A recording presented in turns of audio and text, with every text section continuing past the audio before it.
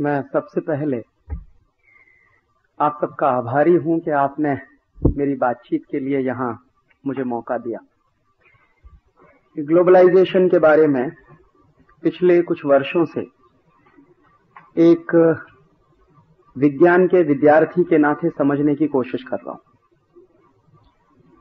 मैं मेरे व्याख्यान के शुरू में ही कह दूं कि मैं अर्थशास्त्र का विद्यार्थी नहीं रहा। इकोनॉमिक्स मैंने कभी पढ़ा नहीं। मैनेजमेंट के बारे में मैं बहुत जानता नहीं। ये सारी दुनिया में जो इंटरनेशनल लेवल पे चलता है, एग्रीमेंट्स होते हैं, ट्रेड होता है, उसके बारे में बहुत गहराई से मेरा अध्ययन नहीं है। लेकिन एक ईमानदार विद्यार्थी के नाते समझने की कोशिश कर रहा हूं कि ये हो क्या रहा है सारी दुनिया में। पिछले कुछ वर्षों से ये शब्द बहुत चर्चा में है, ग्लोबलाइजेशन, लिबरलाइजेशन, प्राइवेटाइजेशन वगैरह वगैरह, और ना सिर्फ हमारे देश में बल्कि दुनिया के कई देशों में। लैटिन अमेरिका के देशों में भी मैं देखता हूं यही globalisation, liberalisation, marketisation, privatisation. Europe के देशों में भी, कई देशों में सुनता हूं, खासकर पुर्तगाल जैसे देशों में जो बहुत गरीब हैं, उनके देशों में भी यही शब्द है। साउथ ईस्ट एशिया में भी देख रहा हूं कि इसी तरह के शब्द हैं चर्चा में। और सबसे बड़ा उदाहरण मेरे सामने है सोवियत संघ का, तथाकथित सोवियत संघ का। यहां भी ग्लोबलाइजेशन चला था 1986 में। वहां जब ग्लोबलाइजेशन चला था तो शब्द था ग्लास और पेरेस्ट्रोइक, ग्लासनोस्ट पेरेस्ट्रोइका माने लिबरलाइजेशन। तो उनके यहां भी चला और हमारे यहां भी चल रहा है। तो दुनिया के दूसरे देशों में क्या हुआ और हमारे यहां क्या हुआ है, उसके बारे में थोड़ी सी बातें आपसे शेयर करने की कोशिश करूंगा। लैटिन अमेरिका के देशों में ग्लोबलाइजेशन हमारे यहां से 20 साल पहले शुरू हुआ। 70s के बाद से लैटिन अमेरिका के कई देशों में ग्लोबलाइजेशन शुरू हुआ और 80s में आते आते बहुत जोर पकड़ गया। ये ग्लोबलाइजेशन का जो एक पैकेज है, एक तरह का प्रेस्क्रिप्शन है, ये अगर वहां की सरकारों ने अपने इंट्यूशन से तैयार किया होता तो समझ में आता। एक्चुअली ये पूरा का पूरा पैकेज जो है डिक्टेटेड है। ये ग्लोबलाइजेशन और लिबरलाइजेशन का जो पैकेज है वो वर्ल्ड बैंक और IMF के कुछ लोग हैं, और वहां कुछ एक लॉबी है, कुछ अर्थशास्त्रियों का एक तरह का स्कूल है, एक तरह के थॉट्स हैं। वहां से निकला हुआ ये पैकेज है। तो वहां क्या होता है, कुछ खास तरह की चीजें हैं। जैसे ग्लोबलाइजेशन आप कब करेंगे और कब आप ग्लोबलाइज नहीं है। मैं कभी कभी हंसता हूं अपने आप पे कि शायद 91 के पहले हम ग्लोबल नहीं थे, आफ्टर 91 हम ग्लोबल हो गए।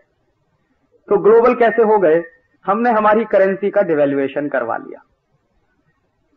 मनमोहन सिंह साहब आए, उन्होंने कहा कि ग्लोबलाइजेशन के लिए बहुत जरूरी है कि हिंदुस्तान की करेंसी का डिवैल्यूएशन होना चाहिए। तो एक दिन किया, फिर दूसरे दिन अखबार में स्टेटमेंट आया कि बस बहुत हो गया, अब नहीं करने वाले। तीसरे दिन फिर कर दिया। माने ये एक अजीब सी बात है कि एक बड़ा अर्थशास्त्री मनमोहन सिंह के कैलिबर का एक दिन कहता है 2 जुलाई को कि मैं कुछ करूंगा, 12-13%, इससे ज्यादा नहीं करने वाला। 3 जुलाई को अखबार में स्टेटमेंट आता है कि 12-13% से ज्यादा नहीं होने वाला। फिर 4 जुलाई को पता चला कि 23% हो गया। तो ये डायरेक्ट हुआ, और इनडायरेक्ट जो चला अगर उसको जोड़ दिया जाए तो 30-35% से ऊपर चला गया उसी समय में, 91 में। तो पहले जब हमने डिवैल्यूएशन नहीं किया था तो शायद हम ग्लोबल नहीं थे। जब हमने डिवैल्यूएशन कर दिया तो हम ग्लोबल हो गए। फिर एक दूसरा उन्होंने प्रेस्क्रिप्शन दिया कि अभी आप और ज्यादा ग्लोबल होने वाले हैं तब जब आप इंपोर्ट ड्यूटीज खत्म करिए अपने। तो इंपोर्ट ड्यूटीज खत्म कर दिए तो मान लिया कि और ज्यादा ग्लोबल हो गए। तीसरी बात आई प्रेस्क्रिप्शन में कि आप अपने जो सोशल एक्सपेंडिचर हैं उनको लगातार कम करते चले जाइए। सरकार को सोशल एक्सपेंडिचर करने की कोई जरूरत नहीं होती है। एजुकेशन पे पैसा खर्च कम करना करिए, हेल्थ पे कम करिए, हाइजीन की प्रॉब्लम कम करिए, सैनिटेशन पे पैसा खर्च मत करिए, वगैरह वगैरह। तो वो लगातार खत्म होता चला गया। तो हमने मान लिया कि हां, हम और ग्लोबलाइज होते चले गए। फिर एक दिन ऐसा आया, मनमोहन सिंह का मैंने लेक्चर सुना, उन्होंने कहा कि अभी और ग्लोबल होने के लिए हमको फॉरेन फाइनेंशियल इंस्टीट्यूट्स को हिंदुस्तान में खुलकर आने देना चाहिए। जब तक वो नहीं आएंगे तब तक इस देश में ग्लोबलाइजेशन पूरा नहीं होगा। तो वो भी कर दिया हमने। तो विदेशी पूंजी निवेशकों के लिए हिंदुस्तान का दरवाजा खुल गया, सट्टा बाजार और शेयर बाजार का दरवाजा खुल गया। तो मान लिया हमने कि हम और ज्यादा ग्लोबल होते चले गए, और ये करते करते आज 1997 में हम आके खड़े हैं। देखें तो सही ऑब्जेक्टिवली कि हुआ क्या पिछले 5-6 वर्षों में इस देश में। जो कुछ हुआ है पिछले 5-6 वर्षों में, उसके बारे में सरकार क्या कहती है वही मैं आपसे शेयर करूंगा। मैंने कुछ प्रश्न पूछवाए थे पार्लियामेंट में, लोकसभा में, इस ग्लोबलाइजेशन के मद्देनजर रखते हुए। ग्लोबलाइजेशन के कुछ तर्क हैं। जैसे पहला तर्क है कि आपको कैपिटल की बहुत जरूरत है, हिंदुस्तान में कैपिटल की बहुत कमी है, और जब तक विदेशी पूंजी नहीं आएगी, फॉरेन कैपिटल नहीं आएगा, फॉरेन इन्वेस्टमेंट नहीं होगा, एफडीआई नहीं आएगा, तब तक इस देश का भला नहीं होने वाला। ठीक है, विदेशी पूंजी की बात। दूसरी बात ये कही जाती है कि इस देश में टेक्नोलॉजी की बहुत कमी है, तो टेक्नोलॉजी तभी आएगी जब आप एफडीआई के लिए दरवाजा खोलेंगे, फॉरेन इन्वेस्टमेंट आएगा, तो टेक्नोलॉजी आएगी इस देश में। तीसरी बात इस देश में कही जाती है कि आपका एक्सपोर्ट बहुत कम है, तो जब तक मल्टीनेशनल्स नहीं आएंगे तब तक आपके देश का एक्सपोर्ट नहीं बढ़ने वाला है, तो इसलिए आप उनको खुलकर खेलने की छूट दीजिए, उनके ऊपर कोई पाबंदी मत लगाइए। चौथा तर्क है इस देश में बेरोजगारी की बहुत कमी है, तो विदेशी कंपनियां आएंगी, फॉरेन कंपनीज आएंगी इस देश में, तो एम्प्लॉयमेंट बढ़ेगा। और कुछ 2-3 तर्क और हैं, जैसे सस्टेनेबल हो जाएगी हमारी इकोनॉमी वगैरह वगैरह। इन्हीं तर्कों को ऑब्जेक्टिवली मैं पिछले 5-6 साल से फॉलो कर रहा हूं। जैसे मैंने पार्लियामेंट में एक क्वेश्चन पूछवाया लोकसभा में एक एमपी के माध्यम से कि सरकार से जरा पूछिए कि 91 के बाद जब से ग्लोबलाइजेशन शुरू हुआ है और अप टू जून 1997 कितना फॉरेन इन्वेस्टमेंट आया है देश में। तो सरकार का जवाब है पार्लियामेंट में कि हमने फॉरेन इन्वेस्टमेंट के जो एमओयू साइन किए हैं, जो प्रपोजल साइन किए हैं, फॉरेन इन्वेस्टमेंट प्रमोशन बोर्ड जो बनाया सरकार ने, उसके माध्यम से जो प्रपोजल साइन हुए हैं, मेमोरेंडम ऑफ अंडरस्टैंडिंग्स जो हुए हैं, वो करीब 94,000 करोड़ के हैं। 94,000 करोड़ की पूंजी के एमओयू साइन हुए हैं। ये जवाब आया। तो मैंने कहा ये तो बहुत मिसलीडिंग है। माने ये आप किसको बेवकूफ बनाना चाहते हैं? एमपीज तो बेवकूफ हो सकते हैं जो मान लेंगे कि हाँ 94,000 करोड़ के एमओयू साइन हो गए हैं। मैंने फिर दूसरा क्वेश्चन किया, उस एमपी को कहा कि अभी बात बनी नहीं है, पूरा जवाब नहीं है, ये झूठ बोल रहे हैं। आप इनसे ये पूछिए कि एक्चुअल इनफ्लो कितना है। 94,000 करोड़ के तो आपने एमओयू साइन कर दिए हैं, लेकिन पूंजी आई कितनी है, वास्तव में कितनी पूंजी आ गई है इस देश में?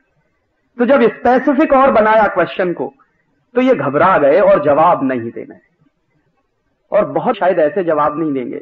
तो कई पार्टीज के एमपीज को लगा दिया एक ही सवाल पर कि आप एक ही सवाल पूछिए कि एक्चुअल इनफ्लो कितना है 91 से 97 के बीच में।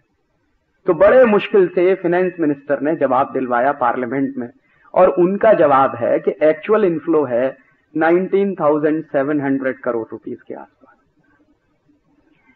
माने 94,000 करोड़ के प्रपोजल साइन हुए हैं, एमओयू साइन हुए हैं, लेकिन पूंजी कितनी आई है? मुश्किल से 20,000 करोड़ की पूंजी आई है। और ये डॉलर टर्म्स में नहीं कह रहा हूं, मैं रुपए में कह रहा हूं। और ये मेरा जवाब नहीं है, ये पार्लियामेंट में फाइनेंस मिनिस्टर का दिया हुआ जवाब है। और ये पूंजी आई कितने साल में है? 1991 से लेके 1997 के बीच में, माने 6 साल में इतना हंगामा करने के बाद 20,000 करोड़ रुपया आया है। और ये जो 20,000 करोड़ आया है ये है क्या? एक्चुअली ये ज्यादा इसमें जो है वो फाइनेंशियल कैपिटल है, और फाइनेंशियल कैपिटल कभी भी किसी देश में प्रोडक्टिविटी नहीं बढ़ाया करता। फाइनेंशियल कैपिटल से कभी किसी देश में कारखाने नहीं लगा करते। फाइनेंशियल कैपिटल से कभी किसी देश में उत्पादन नहीं बढ़ता। फाइनेंशियल कैपिटल से कभी एम्प्लॉयमेंट जनरेट नहीं होता। फाइनेंशियल कैपिटल से कभी इकोनॉमी में कोई असर नहीं आता। फाइनेंशियल कैपिटल तो आता है शेयर बाजार में शेयरों का दाम बढ़ाने के लिए, या सट्टा बाजार में शेयरों का दाम बढ़ाने के लिए। तो ये जो 20,000 करोड़ की पूंजी आई है इस देश में 1991 से 97 के बीच में, इसमें ज्यादा हिस्सा फाइनेंशियल या फाइनेंशियल कैपिटल का है। और ये जो फाइनेंशियल कैपिटल होता है वो आज आपके मार्केट में है, कल हो सकता है सिंगापुर चला जाए, परसों हो सकता है न्यूयॉर्क चला जाए, एक दिन बाद हो सकता है टोक्यो चला जाए। माने जहां उनको लगेगा वहां चला जाएगा, वो आप ही के देश में रहेगा, इसकी कोई गारंटी नहीं है। और दूसरी तरफ मैंने देखा कि इस देश में 20,000 करोड़ की पूंजी इतना हंगामा करने के बाद, इतना ढोल पीटने के बाद, इतने बड़े बड़े क्लीशेज इस्तेमाल करने के बाद आई 1991 से 97 के बीच में, तो हमारे देश में पूंजी की क्या स्थिति है? तो मैं मेरी बात नहीं कहता, मैं हिंदुस्तान के ex finance minister doctor Manmohan Singh की ही एक बात को कोट कर रहा हूं। एक बार उन्होंने पार्लियामेंट में कहा कि हिंदुस्तान में डोमेस्टिक सेविंग्स के रेट्स 24% ऑफ जीडीपी है। माने एक साल का जो हमारा जीडीपी है वो करीब 8 लाख करोड़ का है, उसका 24% हमारे डोमेस्टिक सेविंग्स हैं एवरी ईयर। तो कितना बैठता है? लगभग 2 लाख करोड़ बैठता है। तो 2 लाख करोड़ की तो हमारी डोमेस्टिक सेविंग्स हैं एक साल की। ये मैं नहीं कहता, मनमोहन सिंह कहते हैं। 2 लाख करोड़ की जिस देश में एक साल की सेविंग्स हो और वो देश विदेशी पूंजी के लिए परेशान हो, ये कुछ समझ में नहीं आता। और उस 2 लाख करोड़ का कितना अनुपात है जो 20,000 करोड़ आया है? कितने परसेंट बैठता? माने हम हर साल इस देश में 2 लाख करोड़ रुपए जनरेट करते हैं डोमेस्टिक सेविंग्स के रूप में, और 6 साल में हमारे यहां मात्र आया है 20,000 करोड़ रुपए, और हम ढोल पीट के चिल्ला रहे हैं कि इस देश में ग्लोबलाइजेशन हो रहा है, लिबरलाइजेशन हो रहा है। किसको बेवकूफ बना रहे हैं?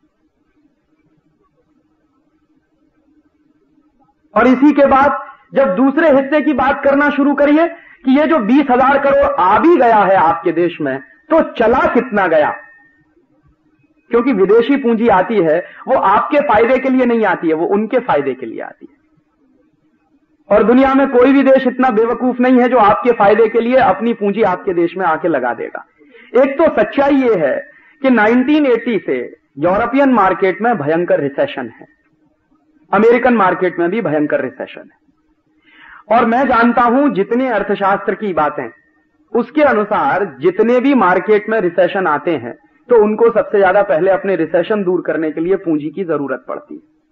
तो अगर यूरोपियन मार्केट में रिसेशन चल रहा है 1980 से और अमेरिकन मार्केट में भी रिसेशन चल रहा है 1980 से, तो उनको पूंजी की जरूरत है अपना रिसेशन दूर करने के लिए। और जब उनको अपना रिसेशन दूर करने के लिए पूंजी की जरूरत है तो उनके पास पूंजी बचेगी कहां से जो आपके यहां लाके वो इन्वेस्ट करेंगे? ये मोटी सी बात समझ में आनी चाहिए। अगर उनके मार्केट में रिसेशन नहीं होता, उनके मार्केट में ये सारी बातें नहीं होती मंदी की, और तब कोई पूंजी की बात करता तो समझ में आती। लेकिन जब उनके मार्केट में खुद रिसेशन चल रहा है तो कहां से वो पूंजी आपके देश में लाने वाले हैं? पूंजी है नहीं उनके पास। अगर उनके पास पूंजी होती तो वो अपना रिसेशन दूर करेंगे पहले। और वो इतने दयावान नहीं हैं, इतने साधु महात्मा नहीं हो गए अमेरिका के और यूरोप के लोग के अपने यहां थोड़ा घाटा सहन करके हिंदुस्तान में लाके पूंजी इन्वेस्ट कर देंगे तो आपका फायदा कर देंगे। इतने धर्मात्मा वो कभी थे भी नहीं और कभी होंगे भी नहीं भविष्य में। तो जब उनका मार्केट रिसेशनरी मार्केट हो गया है तो वहां पहले उनको पूंजी की जरूरत है अपना रिसेशन दूर करने के लिए, तो आपके यहां पूंजी आने वाली नहीं है। इसलिए ये मात्र 20,000 करोड़ की पूंजी आई है, और 6 साल में 20,000 करोड़ आया है तो लगभग 3-3,500 करोड़ एक साल में आया है। ये 3-3,500 करोड़ क्या होता है उस देश में जिस देश का नेशनल बजट 2,40,000 करोड़ का हो? एक साल का हमारा नेशनल बजट 2,40,000 करोड़ का है, उसमें 3-3,500 करोड़ रुपया कौन सी बड़ी बात है? क्या मायने रखता है? और सच्चाई ये है कि कोई ग्लोबलाइजेशन में पूंजी इस देश में आ नहीं रही है, लेकिन जो आई भी है उसकी तुलना में चली कितनी गई है? यह सवाल फिर मैंने लोकसभा में पूछा कि ये 20,000 करोड़ का एफडीआई आया पिछले 91 से 97 के बीच में, लेकिन 91 से 97 के बीच में कुछ गया भी तो है हिंदुस्तान से, वो कितना चला गया? तो फाइनेंस मिनिस्टर का जवाब है कि 91 से 97 के बीच में जो चला गया है हमारे देश से वो 34,000 करोड़ है। माने 20,000 करोड़ आया है और 34,000 करोड़ यहां से चला गया है। तो कौन किसको पूंजी दे रहा है? वो हमको पूंजी दे रहे हैं या हम उनको पूंजी दे रहे हैं? और हमेशा दुनिया में जो फर्स्ट वर्ल्ड कंट्रीज हैं या जो डेवलप्ड कंट्रीज कहते हैं अपने आप को, हालांकि मैं मानता नहीं कि वो डेवलप्ड हैं, लेकिन तथाकथित डेवलप्ड हैं, सो कॉल्ड डेवलप्ड हैं, वो कभी भी गरीब देशों को पूंजी देते नहीं, बल्कि गरीब देशों की पूंजी अपने यहां खींच कर ले जाते हैं। और वो कैसे चलता है? अंक टाट के कुछ फिगर्स है मेरे पास, United Nations Commission on Trade and Development. उनकी कुछ रिपोर्ट्स मेरे पास हैं। तो अंकटाड की रिपोर्ट है 95-96 की, लेटेस्ट तो नहीं कह सकता, 95-96 की है, उसके बाद मुझे आई नहीं तो इसलिए मैं आगे की बात कर नहीं सकता। 95-96 की अंकटाड की रिपोर्ट कह रही है कि 95-96 में दुनिया के अमीर देशों से गरीब देशों में कितनी पूंजी गई और उसी समय में दुनिया के गरीब देशों से अमीर देशों में कितनी पूंजी आई, उसके उसमें कुछ फिगर्स हैं। तो गरीब देशों से जो पूंजी अमेरिका में चली गई, यूरोप में चली गई, उसकी बात तो बाद में, पहले इनके देशों से आई कितनी गरीब देशों में। तो डेवलपिंग कंट्रीज की संख्या अंकटाड के उसमें 120 मानी जाती है। तो 120 गरीब देशों में, डेवलपिंग कंट्रीज में जो पूंजी आई एक साल में, वो करीब है $500 बिलियन। और इसमें क्या क्या है? फॉरेन डायरेक्ट इन्वेस्टमेंट है, फॉरेन लोन है, फॉरेन एड है, तीनों चीजें हैं। कर्जा है, विदेशी पूंजी है और विदेशी सहायता है। तीनों तरह की पूंजी मिला के $500 बिलियन आया गरीब देशों में। और उसी समय में, उसी एक साल में इन देशों से कितना चला गया अमेरिका और यूरोप में, तो उसके फिगर्स हैं $725 बिलियन।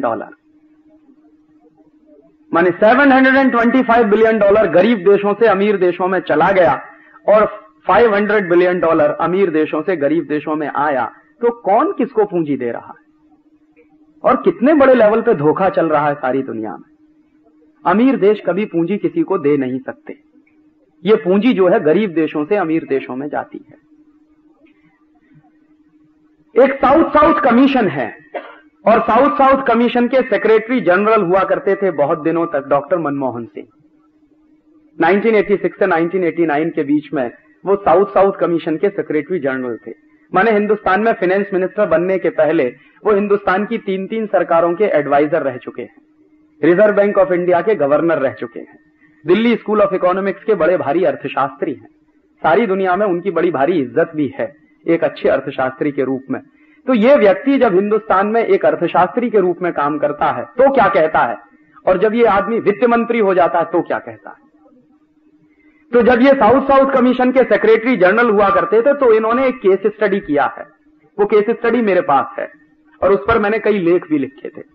वो क्या है कि 86 से 89 के बीच में दुनिया के 17 गरीब देशों के बारे में उन्होंने कुछ आंकड़े दिए हैं, जिनमें हमारा देश है, पाकिस्तान है, बर्मा है, बांग्लादेश है, मलेशिया है, वगैरह वगैरह, नजदीक के गरीब देश हैं। तो उसमें वो कह रहे हैं कि इन 17 गरीब देशों में 1986 से 1989 के बीच में कितनी पूंजी आई है और इन देशों से कितनी पूंजी चली गई है कैपिटल फ्लाइट के रूप में, उसका उन्होंने स्टैटिस्टिक्स दिया है। तो वो स्टैटिस्टिक्स है कि 86 से 89 के बीच में 17 गरीब देशों में अमीर देशों से $215 बिलियन आया, जिसमें एफडीआई है, फॉरेन लोन है, फॉरेन असिस्टेंस है, फॉरेन एड है, सब है, सारा मिला के। तो $216 बिलियन आया और चला कितना गया 1986 से 89 के बीच में इन गरीब देशों से अमीर देशों में जो पैसा चला गया वो कितना है, तो वो है $345 बिलियन। तो ये खुद ही कह रहे हैं कि पूंजी आती नहीं है कभी उससे। तो जो आदमी वित्त मंत्री बनने के पहले ये सिद्ध करता रहा हो कि कभी भी अमीर देशों से गरीब देशों में पूंजी आती नहीं है, वो आदमी वित्त मंत्री बनने के बाद कैसे अचानक से 180 पे टर्न कर सकता है, ये मेरे समझ में नहीं आया आज तक।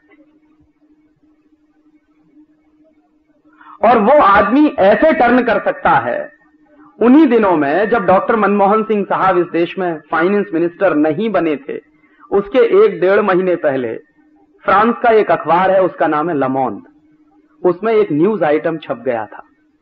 क्या न्यूज आइटम था? हिंदुस्तान में कोई भी पार्टी सत्ता में आए, doctor Manmohan Singh will be the next finance minister of India.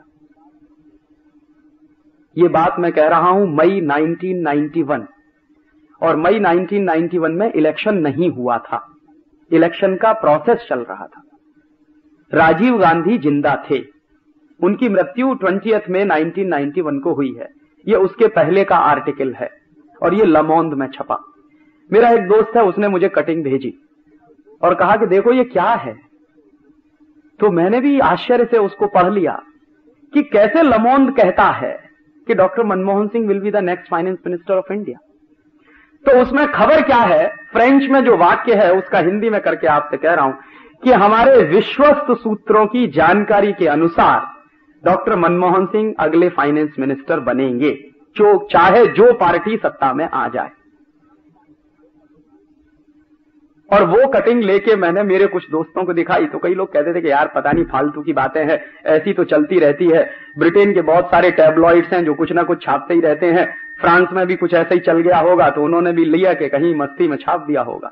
लेकिन बाद में जिस दिन मैंने देखा कि डॉक्टर मनमोहन सिंह को फाइनेंस मिनिस्टर की शपथ दिलाई जा रही है तो मेरे कान खड़े हो गए। मैंने कहा ये हुआ कैसे? मेरे एक परिचित हैं, वर्ल्ड बैंक में काम करते हैं, उनका नाम नहीं लेना चाहता, मेरे इलाहाबाद के रहने वाले। तो मैंने उनको चिट्ठी लिखी कि ये क्या होता है। तो उन्होंने कहा कि तुमको मालूम नहीं है, वर्ल्ड बैंक ने बहुत पहले तय कर लिया था कि मनमोहन सिंह को ही फाइनेंस मिनिस्टर बनाना है। तो मैंने उनसे पूछा कि वर्ल्ड बैंक का मनमोहन सिंह से क्या रिश्ता है। तब उन्होंने मुझे बताया कि मनमोहन सिंह वर्ल्ड बैंक में 10 साल तक सर्विस कर चुके हैं और जो वर्ल्ड बैंक का कर्जा उन्होंने लिया है वो कर्जा उनको चुकाना है। तो वो कर्जा चुकाने के लिए वर्ल्ड बैंक उसको फाइनेंस मिनिस्टर बनवा रहा है और तुम में से किसी में दम नहीं है जो उसको रोक सके फाइनेंस मिनिस्टर बनने से। तो मैंने सोचा कि इस देश की पॉलिटिकल सॉवरेनिटी को क्या हुआ। माने हमारा पार्लियामेंट तय नहीं कर रहा है कि who will be the next finance minister of India, ये वर्ल्ड बैंक तय कर रहा है, आईएमएफ तय कर रहा है। और वर्ल्ड बैंक क्यों तय कर रहा है, आईएमएफ क्यों तय कर रहा है? क्योंकि वर्ल्ड बैंक को अपनी कुछ कंडीशनैलिटीज इस देश में लागू करानी है, तो उनको अपना आदमी चाहिए, तो उन्होंने अपना आदमी रखवा दिया इस देश में। बाद में जब वो फाइनेंस मिनिस्टर बन गए तो हिंदुस्तान में अपने पूरे टेन्योर में वो आदमी ₹1.25 टोकन मनी लेता था तनख्वाह के रूप में। तो मेरे दिमाग में रोज प्रश्न उठता था कि बाकी का पैसा कहां से आता मनमोहन सिंह। तो निश्चित रूप से वर्ल्ड बैंक के पेरोल पर काम करने वाला आदमी इस देश में फाइनेंस मिनिस्टर बना, और वर्ल्ड बैंक के पेरोल पर काम करने वाला आदमी जब फाइनेंस मिनिस्टर बनेगा तो वर्ल्ड बैंक की बातें करेगा इस देश में। जो आदमी फाइनेंस मिनिस्टर बनने के पहले एक बात कहता हो और फाइनेंस मिनिस्टर बनने के बाद ठीक उसके उल्टी बातें कहना शुरू कर दे, तो ऐसे आदमी को तो मैं सिर्फ इंटेलेक्चुअल प्रोस्टिट्यूट के अलावा और कुछ कह नहीं सकता। शायद आपको लगा है कि ये मैंने बहुत कड़ी बात कह दी है, लेकिन यही सच्चाई है। As a governor of Reserve Bank of India, as a financial adviser of 3 prime minister, Manmohan Singh जो कुछ कहते थे उसका ठीक उल्टा काम उन्होंने जब फाइनेंस मिनिस्टर बने तो किया है इस देश में, और उसके नतीजे इस देश को भुगतने पड़ेंगे अगले 20 साल में, जो कुछ वो करके चले गए इस देश में। और उसके बाद नाटक चला इस देश में। एक बार मनमोहन सिंह ने इस्तीफा दिया, आप शायद याद करिए इस बात को। तो जैसे ही मनमोहन सिंह ने इस्तीफा देने की बात कही तो सबसे पहली चिट्ठी वर्ल्ड बैंक के प्रेसिडेंट की आई हिंदुस्तान के प्राइम मिनिस्टर को कि आप उनका इस्तीफा स्वीकार नहीं करेंगे, और नहीं किया गया उनका इस्तीफा स्वीकार। जबकि कांग्रेस के अंदर मनमोहन सिंह के खिलाफ भयंकर रिजेंटमेंट था। बहुत सारे कांग्रेसियों को उनका ग्लोबलाइजेशन पचा नहीं था, उनका लिबरलाइजेशन भी नहीं पचा, और सारे कांग्रेसी एक स्वर से मांग करते थे कि आपके इस ग्लोबलाइजेशन ने किया क्या। वो वायदा करते थे कि मैं 3 महीने में महंगाई को जमीन पे ला दूंगा, तो पता चला 3 महीने में महंगाई और 3 गुना बढ़ गई। तो कांग्रेसियों को लगा कि हमारा तो वोट बैंक चला गया, तो मनमोहन सिंह के खिलाफ जमकर अटैक होना शुरू हुआ। तो मनमोहन सिंह को रिजाइन करने की स्थिति पैदा कर दी इन लोगों ने। लेकिन वर्ल्ड बैंक से पहली ही चिट्ठी आई इस देश में कि आप उनका इस्तीफा स्वीकार नहीं करेंगे, और उनका इस्तीफा स्वीकार नहीं किया गया। और यही नाटक अभी ताजा ताजा कुछ दिन पहले हुआ चिदंबरम साहब के साथ। आपको याद है चिदंबरम साहब ने एक बार धमकी दी कि मैं रिजाइन कर दूंगा। तो जैसे ही चिदंबरम की धमकी आई वैसे ही वर्ल्ड बैंक के प्रेसिडेंट का बयान आ गया अखबार में कि चिदंबरम साहब अगर चले जाएंगे तो लिबरलाइजेशन का क्या होगा, ग्लोबलाइजेशन का क्या होगा, माने वर्ल्ड बैंक के इंटरेस्ट का क्या होगा। सीधी सी बात वो कहनी चाहिए। तो वो ये नहीं कहेंगे कि वर्ल्ड बैंक के इंटरेस्ट का क्या होगा, वो कहेंगे लिबरलाइजेशन का क्या होगा, ग्लोबलाइजेशन का क्या होगा। यही मनमोहन सिंह के जमाने में कहते थे। और ये कितने बड़े लेवल के इंटेलेक्चुअल प्रोस्टिट्यूट हो सकते हैं। चिदंबरम साहब मनमोहन सिंह से 2 कदम आगे हैं। ये लंदन गए थे, अक्टूबर 96 की बात कह रहा हूं। अक्टूबर 96 में ये लंदन गए थे, वहां प्रेस कॉन्फ्रेंस किया। प्रेस कॉन्फ्रेंस में स्टेटमेंट क्या दिया? प्रेस कॉन्फ्रेंस में स्टेटमेंट दिया कि ईस्ट इंडिया कंपनी और अंग्रेज हिंदुस्तान में 200 साल के लूटने के लिए आए थे। मैं आपको फिर से इनवाइट करने आया हूं कि अगले 200 साल के लिए फिर इस देश में आप लूटने के लिए चले आइए, and there will be a huge reward for you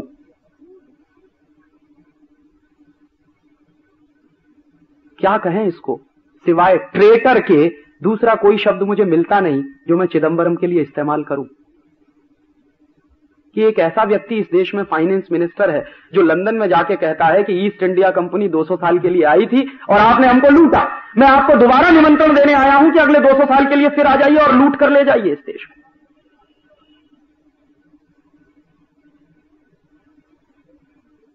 तो ऐसे लोग जब इस देश में फाइनेंस मिनिस्टर बनना शुरू हो जाए तब तो इस देश का बंटाधारी होने जा रहा है। और तब मुझे शक होने लगा है कि सच में कोई लिबरलाइजेशन चल रहा है क्या। और मैं मानता नहीं कोई लिबरलाइजेशन चल रहा है, एक्चुअली ये रिकॉलोनाइजेशन का एक दूसरा प्रोसेस चल रहा है। और उस लिबरलाइजेशन के नतीजे क्या निकल रहे हैं, विदेशी पूंजी के स्तर पे कुछ आया नहीं आपके देश में, जो कुछ आया उससे ज्यादा चला गया। और अगर एक दूसरा हिसाब और जोड़ना शुरू कर दूं कि फाइनेंशियल मार्केट में जो थोड़ी सी विदेशी पूंजी आ गई थी उससे नतीजा क्या हुआ था, 100-150 रुपए वाला शेयर 1500 में पहुंच गया था, 2000 में पहुंच गया था। जिसको देखो वो शेयर खरीदने के लिए पागल था इस देश में। मुझे वो दिन याद है कि मेरे घर के सामने जो पान बेचता है इलाहाबाद में, वो रोज सवेरे सवेरे आता था, मुझसे पूछता था कि राजीव भाई आज एसीसी का दाम क्या है। तो मैं कहता था भाई तुमको क्या लेना देना एसीसी के, नहीं मैंने एसीसी खरीदा। मैंने कहा कहां से तुम्हारे पास पैसा आ गया, कि बीवी के गहने गिरवी रखे हैं, मैंने एसीसी खरीदा। क्या होने वाला है, कहने लगा आप तो बेवकूफ आदमी, आपको मालूम नहीं मैं रातों रात लखपति होने जा रहा हूं। आज ये 1500 का है, कल 2000 का हो जाएगा, फिर 3000 का हो जाएगा, फिर 3500 का हो जाएगा। आप देखिए रातों रात लखपति हो जाऊंगा मैं। और ऐसे हिंदुस्तान में बहुत इंटेलिजेंट लोग थे जिन्होंने अपनी फैक्ट्रियां बंद करके शेयर बाजार में पैसा लगा दिया, जिन्होंने बीवी के गहने गिरवी रख के शेयर बाजार में पैसा लगा दिया, जिन्होंने मारुति की कार गिरवी रख के शेयर बाजार में पैसा लगा दिया। और मनमोहन सिंह उस समय चिल्ला रहे थे कि देखिए ग्लोबलाइजेशन का नतीजा निकल रहा है, इकोनॉमी बूम कर रही है, माने शेयरों के दाम बढ़ रहे हैं। तो मनमोहन सिंह कहते थे कि इकोनॉमी बूम कर रही है। कोई भी रद्दी से रद्दी अर्थशास्त्री इस बात को कह नहीं सकता कि शेयरों के दाम बढ़ने से कंपनियों की अपनी प्रोडक्टिविटी पे कोई गहरा असर पड़ रहा है क्या। ये जरूरी नहीं है कि जिस कंपनी के शेयर के दाम बढ़ रहे हो वो कंपनी बहुत अच्छा रिजल्ट दे रही हो, ये बिल्कुल जरूरी नहीं है। ये बहुत बार इन्फ्लेटेड होती हैं चीजें।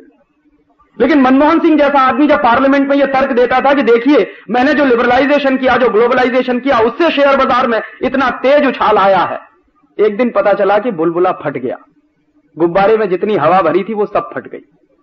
तो पता चला कि 2500-3000 पे बिकने वाला शेयर जमीन पे आके गिरा 100 रुपए में, 150 रुपए में, 200 रुपए में, कोई खरीदने को तैयार नहीं। हिंदुस्तान की पार्लियामेंट ने एक कमेटी बैठाई, पार्लियामेंट्री कमेटी बिठाई गई रामनिवास मिर्धा की अध्यक्षता में। उन्होंने काम किया, 2-3 महीने में रिपोर्ट आई कि ये जो विदेशी पूंजी को हमने छोड़ दिया शेयर बाजार में आने के लिए, वो जो खोल दिया हमने शेयर बाजार में आने के लिए, उसी का नतीजा निकला कि उन्होंने पहले शेयरों के दाम बढ़ा दिए और हिंदुस्तान के लोगों ने क्या किया कि अपने खून पसीने की कमाई को शेयर बाजार में झोंक दिया ले जाके। फिर जब उनको जरूरत पड़ी तो यहां से लेकर उड़ गए, तो पता चला जमीन पे आके हम गिरे। कमेटी की फाइंडिंग्स है, ये मेरी नहीं है, कि हिंदुस्तान में विदेशी पूंजी निवेशकों ने कुछ हजार करोड़ रुपए इन्वेस्ट करके हिंदुस्तान के लोगों का 70,000 करोड़ लूट लिया। इतनी बड़ी डकैती आपके देश में पड़ गई और आपने किसी ने एफआईआर तक दर्ज नहीं कराई। और बड़े बड़े इंटेलिजेंट लोग जो अपने आप को 30 मारखा कहते थे, जो कहते थे कि शेयर बाजार की नब्ज तो हमारी टिप्स पे रखी हुई है, वो सब मुंह छुपा के पता नहीं कहां दुबक गए, नजर नहीं आते। इसी देश में हुआ ग्लोबलाइजेशन और लिबरलाइजेशन के नाम पर कि एक एक कंपनी आई जिसने 400 करोड़ मार्केट से उठा लिया, पता चला कि वो कंपनी आज कहीं है भी नहीं। जिस कंपनी ने कभी नट बोल्ट नहीं बनाया, जिन्होंने कभी प्रोडक्शन के क्षेत्र में कोई एक नए पैसे का काम नहीं किया, वो आए और मार्केट से 420 करोड़ उठा ले गए, कोई 480 करोड़ उठा ले गया, कोई 500 करोड़ उठा ले गया, कोई 1000 करोड़ उठा ले। माने लूट की खुली छूट मची हुई थी, कोई कानून नहीं था, कोई रोक नहीं थी, कोई गाइडलाइंस नहीं थी। मनमोहन सिंह साहब यही चिल्ला रहे थे कि देखिए इकोनॉमी में तरक्की हो रही है इस देश में, मालूम नहीं था कि इस देश के लोगों की जेब काटी जा रही है। और अंत में पता चला कि हमको जो नुकसान हुआ है वो कितना हुआ है, देश के लोगों के खून पसीने की कमाई का 70,000 करोड़ रुपया डूब गया इस शेयर बाजार। जो वापस आएगा किसी को कुछ पता नहीं। और मैं पूछता हूं कि ऐसे समय में मनमोहन सिंह को लाके चौराहे पे कम से कम 2-4 बातें पूछ तो लेनी चाहिए कि एक जमाने में आप चिल्लाया करते थे पार्लियामेंट के अंदर कि देखिए ये मेरे लिबरलाइजेशन का कमाल है, कि शेयर बाजार चढ़ रहा है, फिर क्या हुआ इसमें, क्यों डूब गया 70,000 करोड़ रुपया, कौन जिम्मेदार है इसका? किसी की अकाउंटेबिलिटी बनती है कि नहीं इस देश में? किसी की अकाउंटेबिलिटी नहीं बनी। और उसी कमेटी ने जो रिकमेंडेशंस किए थे मनमोहन सिंह को कि ये सारा तमाशा सिटी बैंक के इशारे पर हुआ, हर्षद मेहता तो उसमें सिर्फ एक कठपुतली की तरह से काम करता रहा। ये मैं नहीं कहता, पार्लियामेंट्री कमेटी की फाइंडिंग्स हैं। और कमेटी ने ये रिकमेंडेशंस किए कि सिटी बैंक ऑफ इंडिया को हिंदुस्तान से बिस्तर बांध के भगा देने की जरूरत है। तो मनमोहन सिंह ने स्टेटमेंट किया कि नहीं, हम सिटी बैंक ऑफ इंडिया को अगर भगा देंगे तो गलत सिग्नल्स जाएंगे दुनिया में। माने चोर को चोर नहीं कह सकते हम, डकैत को डकैत नहीं कह सकते हम, क्योंकि हमारे सिग्नल्स गलत चले जाएंगे। कौन सा देश है ये, और कौन सा फाइनेंस मिनिस्टर इस देश को रूल करता है?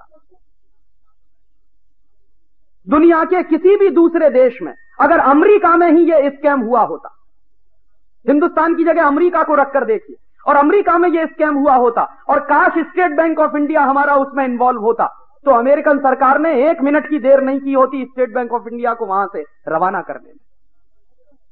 ये हम पॉलिटिकल स्लेव कंट्री में रहते हुए मैं कह रहा हूं इस देश में कि सिटी बैंक ऑफ इंडिया के बारे में सारे सबूत होने के बावजूद इस देश में सिटी बैंक ऑफ इंडिया को हिंदुस्तान से नहीं भगाया गया, क्योंकि मनमोहन सिंह नहीं चाहता। और कभी कभी मैं ये आरोप करता हूं कि मनमोहन सिंह कोई मनमोहन सिंह नहीं है, वो अमेरिका का 101% एजेंट है इस देश, जिसने इस देश की इकोनॉमी को इतने बड़े लेवल पे ले जाके पटक दिया। और आपको मालूम है जो पैसा डूब गया उसकी वजह से जो रिसेशन है मार्केट में, वो आज तक खत्म नहीं हो रहा। कितने कारखाने बंद हो गए इस देश में, हजारों प्रोडक्शन यूनिट्स इस देश में बंद हो गए क्योंकि उनका पैसा शेयर बाजार में लग गया। मैं मेरे उत्तर प्रदेश के बारे में बात करता हूं। नोएडा के आसपास करीब 80,000 छोटे छोटे प्रोडक्शन यूनिट्स थे जो डूब गए क्योंकि उनका पैसा शेयर बाजार में फंस गया, वो चल नहीं सकते। और कितने ऐसे लोग हैं जिनको मैं पर्सनली जानता हूं कि जो करोड़पति बनने चले थे, रोडपति हो गए, सड़क पे खड़े, डूब गया पैसा शेयर बाजार। और ये जो डूबा हुआ पैसा है, इसको वापस निकालने के लिए ना मनमोहन सिंह के पास कोई तरकीब है, ना चिदंबरम के पास कोई तरकीब। कैसे आएगा ये पैसा? ये ग्लोबलाइजेशन नहीं हुआ, ये लिबरलाइजेशन नहीं हुआ, आपकी लूट हुई। लूट होने के तरीके बदलते रहते हैं। पहले ईस्ट इंडिया कंपनी आती थी, अंग्रेज आते थे तो बंदूक और तलवार के दम पे लूट कर ले जाते थे आपके यहां, और अब तरीका बदल दिया है। ग्लोबलाइजेशन और लिबरलाइजेशन के नाम पर आते हैं और आपके देश से 70,000 करोड़ लूट कर ले जाते हैं, और आप खामोशी के साथ बैठे बैठे देख रहे हैं। पता नहीं कब हर्षद मेहता को इस देश में फांसी की सजा मिलेगी, मुझे मालूम नहीं, पता नहीं कब मिलेगी।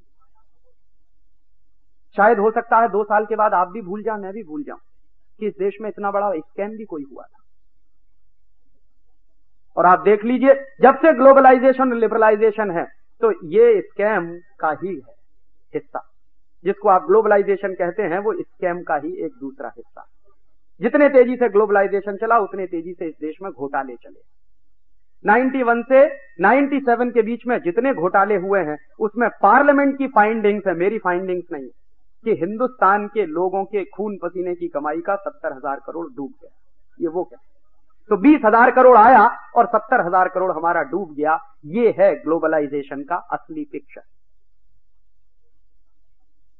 कोई पूंजी वहां से आ नहीं रही है, आपको लूट करके आपके देश से ले जा रहे। दूसरे लेवल पे मैंने एक बार एक क्वेश्चन और पूछवाया था लोकसभा में कि आप बहुत चिल्लाते हैं फॉरेन टेक्नोलॉजी, हाई टेक्नोलॉजी वगैरह वगैरह, और चूंकि मैं साइंटिस्ट रहा हूं इसलिए थोड़ा टेक्नोलॉजी के बारे में जानता हूं कि क्या टेक्नोलॉजी होती है और क्या टेक्नोलॉजी नहीं होती है। तो लोकसभा में जब सवाल पूछवाया कि 91 के बाद जो एमओयू साइन किए हैं भारत सरकार ने, इसमें हाईटेक एरियाज कितने, तो सरकार का जवाब है कि करीब 70% जो एमओयू साइन हुए हैं वो जीरो टेक्नोलॉजी के एरियाज में, जहां कोई टेक्नोलॉजी नहीं है। और 70% के बाद 10 से 15% जो एमओयू साइन हुए हैं वो इंटरमीडिएट टेक्नोलॉजी के एरिया में, और मुश्किल से 5 से 10% एमओयू साइन हुए हैं जो हाईटेक एरिया में है। लेकिन अभी भी मैं इंतजार कर रहा हूं कि कोई हाईटेक आ गया है क्या इस देश में। कोई हाईटेक नहीं आया। उससे ज्यादा इस देश में क्या आ गया है, पेप्सी कोला आ गया जो जीरो टेक्नोलॉजी का आइटम है, कोका कोला आ गया वो भी जीरो टेक्नोलॉजी का आइटम, अंकल चिप्स आ गया है, रफल्स चिप्स आ गया, हॉस्टेस आ गया है, टॉप रेमन आ गया, बिनीज आ गया। माने पोटैटो चिप्स आ गए हैं, ये जीरो टेक्नोलॉजीज के आइटम। आपके देश में नमक बिक रहा है विदेशी कंपनी का, कैप्टन कुक, अन्नपूर्णा, पता नहीं उसमें कौन सी हाई टेक्नोलॉजी। आटा बिक रहा है विदेशी कंपनियों का, कैप्टन कुक, अन्नपूर्णा, पता नहीं उसमें कौन सी हाई टेक्नोलॉजी। जूते के तलवे बेच रहे हैं कुछ विदेशी कंपनी वाले, पता नहीं उसमें कौन सी हाई टेक्नोलॉजी। अंडरवियर बनियान इंपोर्ट हो रहे हैं इस देश में, पता नहीं कौन सी हाई टेक्नोलॉजी है उसमें, मेरे समझ में नहीं। कॉस्मेटिक्स के बहुत सारे आइटम्स इस देश में इंपोर्ट होने लगे, पता नहीं कौन सी हाईटेक है उसमें। ये सारे के सारे आइटम जीरो टेक्नोलॉजी के आइटम। और एक बार मैंने स्पेसिफिक क्वेश्चन पूछवाया कि एक 1977 में जब मुरारजी भाई देसाई की सरकार थी तो उन्होंने एक लिस्ट बनाई थी। क्या लिस्ट बनाई थी? 840 आइटम्स ऐसे हैं जो जीरो टेक्नोलॉजी के आइटम माने जाते हैं। तो वो 840 आइटम्स मुरारजी भाई देसाई ने रिजर्व कर दिए थे कि इनमें कभी कोई मल्टीनेशनल नहीं घुसेगा। मल्टीनेशनल को घुसना हो कि इसके अलावा बहुत सारे दूसरे आइटम्स हैं उनमें घुसे, तो मल्टीनेशनल घुस नहीं पाते थे। तो वो क्या करते थे कि हिंदुस्तानी कंपनी ढूंढते थे और उसके कंधे पर रख के बंदूक चलाते, और ये बहुत दिन तक इस देश में चलता रहा। वो सीधे घुस नहीं सकते थे क्योंकि नियम था। मनमोहन सिंह ने वो नियम बदल दिया। उन्होंने क्या किया कि वो 870 जो आइटम थे इस देश में स्मॉल स्केल इंडस्ट्रीज के लिए या जीरो टेक्नोलॉजी के लिए रिजर्व जो आइटम थे उनको भी खोल दिया। तो भड़ बढ़ा के सारे मल्टीनेशनल उसी में घुस गए। सच्चाई ये है कि कभी कोई मल्टीनेशनल आपके देश में आता नहीं टेक्नोलॉजी लेकर। वो क्या लेकर आते हैं? जो उनके यहाँ 20 साल पुरानी हो गई है टेक्नोलॉजी, जिसके लिए उनके पास जमीन नहीं है डंप करने के लिए, उसको लाके आपके देश में पटक देते हैं और आप चिल्लाते हैं कि हमारे देश में हाईटेक आ गया। कोई हाईटेक आता नहीं। जहां आपको कोई टेक्नोलॉजी की जरूरत नहीं है, जिस एरिया में जीरो टेक्नोलॉजी है, उसी एरिया में सबसे ज्यादा मल्टीनेशनल इस देश में इस समय काम कर रहे हैं। आप मुझे बताइए कि टूथपेस्ट बनाने में कौन सी टेक्नोलॉजी है, साबुन बनाने में कौन सी ऐसी टेक्नोलॉजी है, जूते के फीते बनाने में ऐसी कौन सी टेक्नोलॉजी, टमाटर की चटनी बनाने में कौन सी टेक्नोलॉजी। नेस्ले को हमने खोल दिया Maggi hot and sweet tomato chilli sauce बनाने के।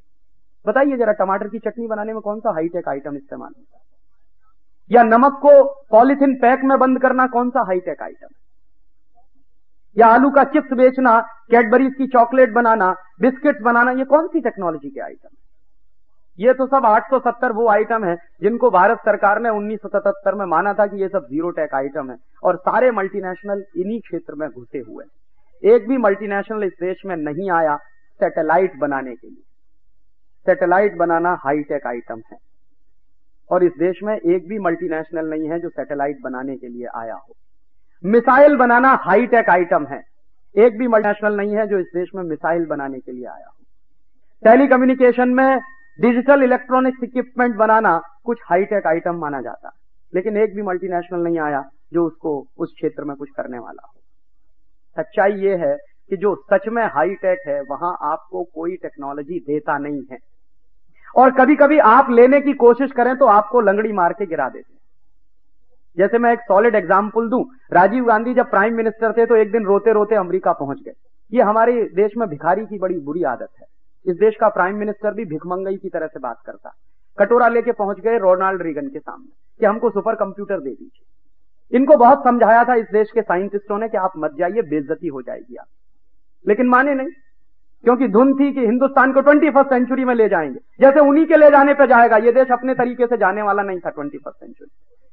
तो पहुंच गए अमेरिका में भीख मांगने के लिए। क्या भीख मांगा रोनाल्ड रीगन से कि हमको सुपर कंप्यूटर दे दीजिए, और क्या चाहिए आपको? क्रायोजेनिक इंजन चाहिए। तो रोनाल्ड रीगन ने कहा कि सोचेंगे। फिर पीछे पड़े उनके बाद दोबारा फिर पहुंच गए अमेरिका कि आपने क्या सोचा? तो रोनाल्ड रीगन ने कहा कि हमने सोचा है कि हम आपको न तो सुपर कंप्यूटर देंगे और न हम आपको क्रायोजेनिक इंजन देंगे।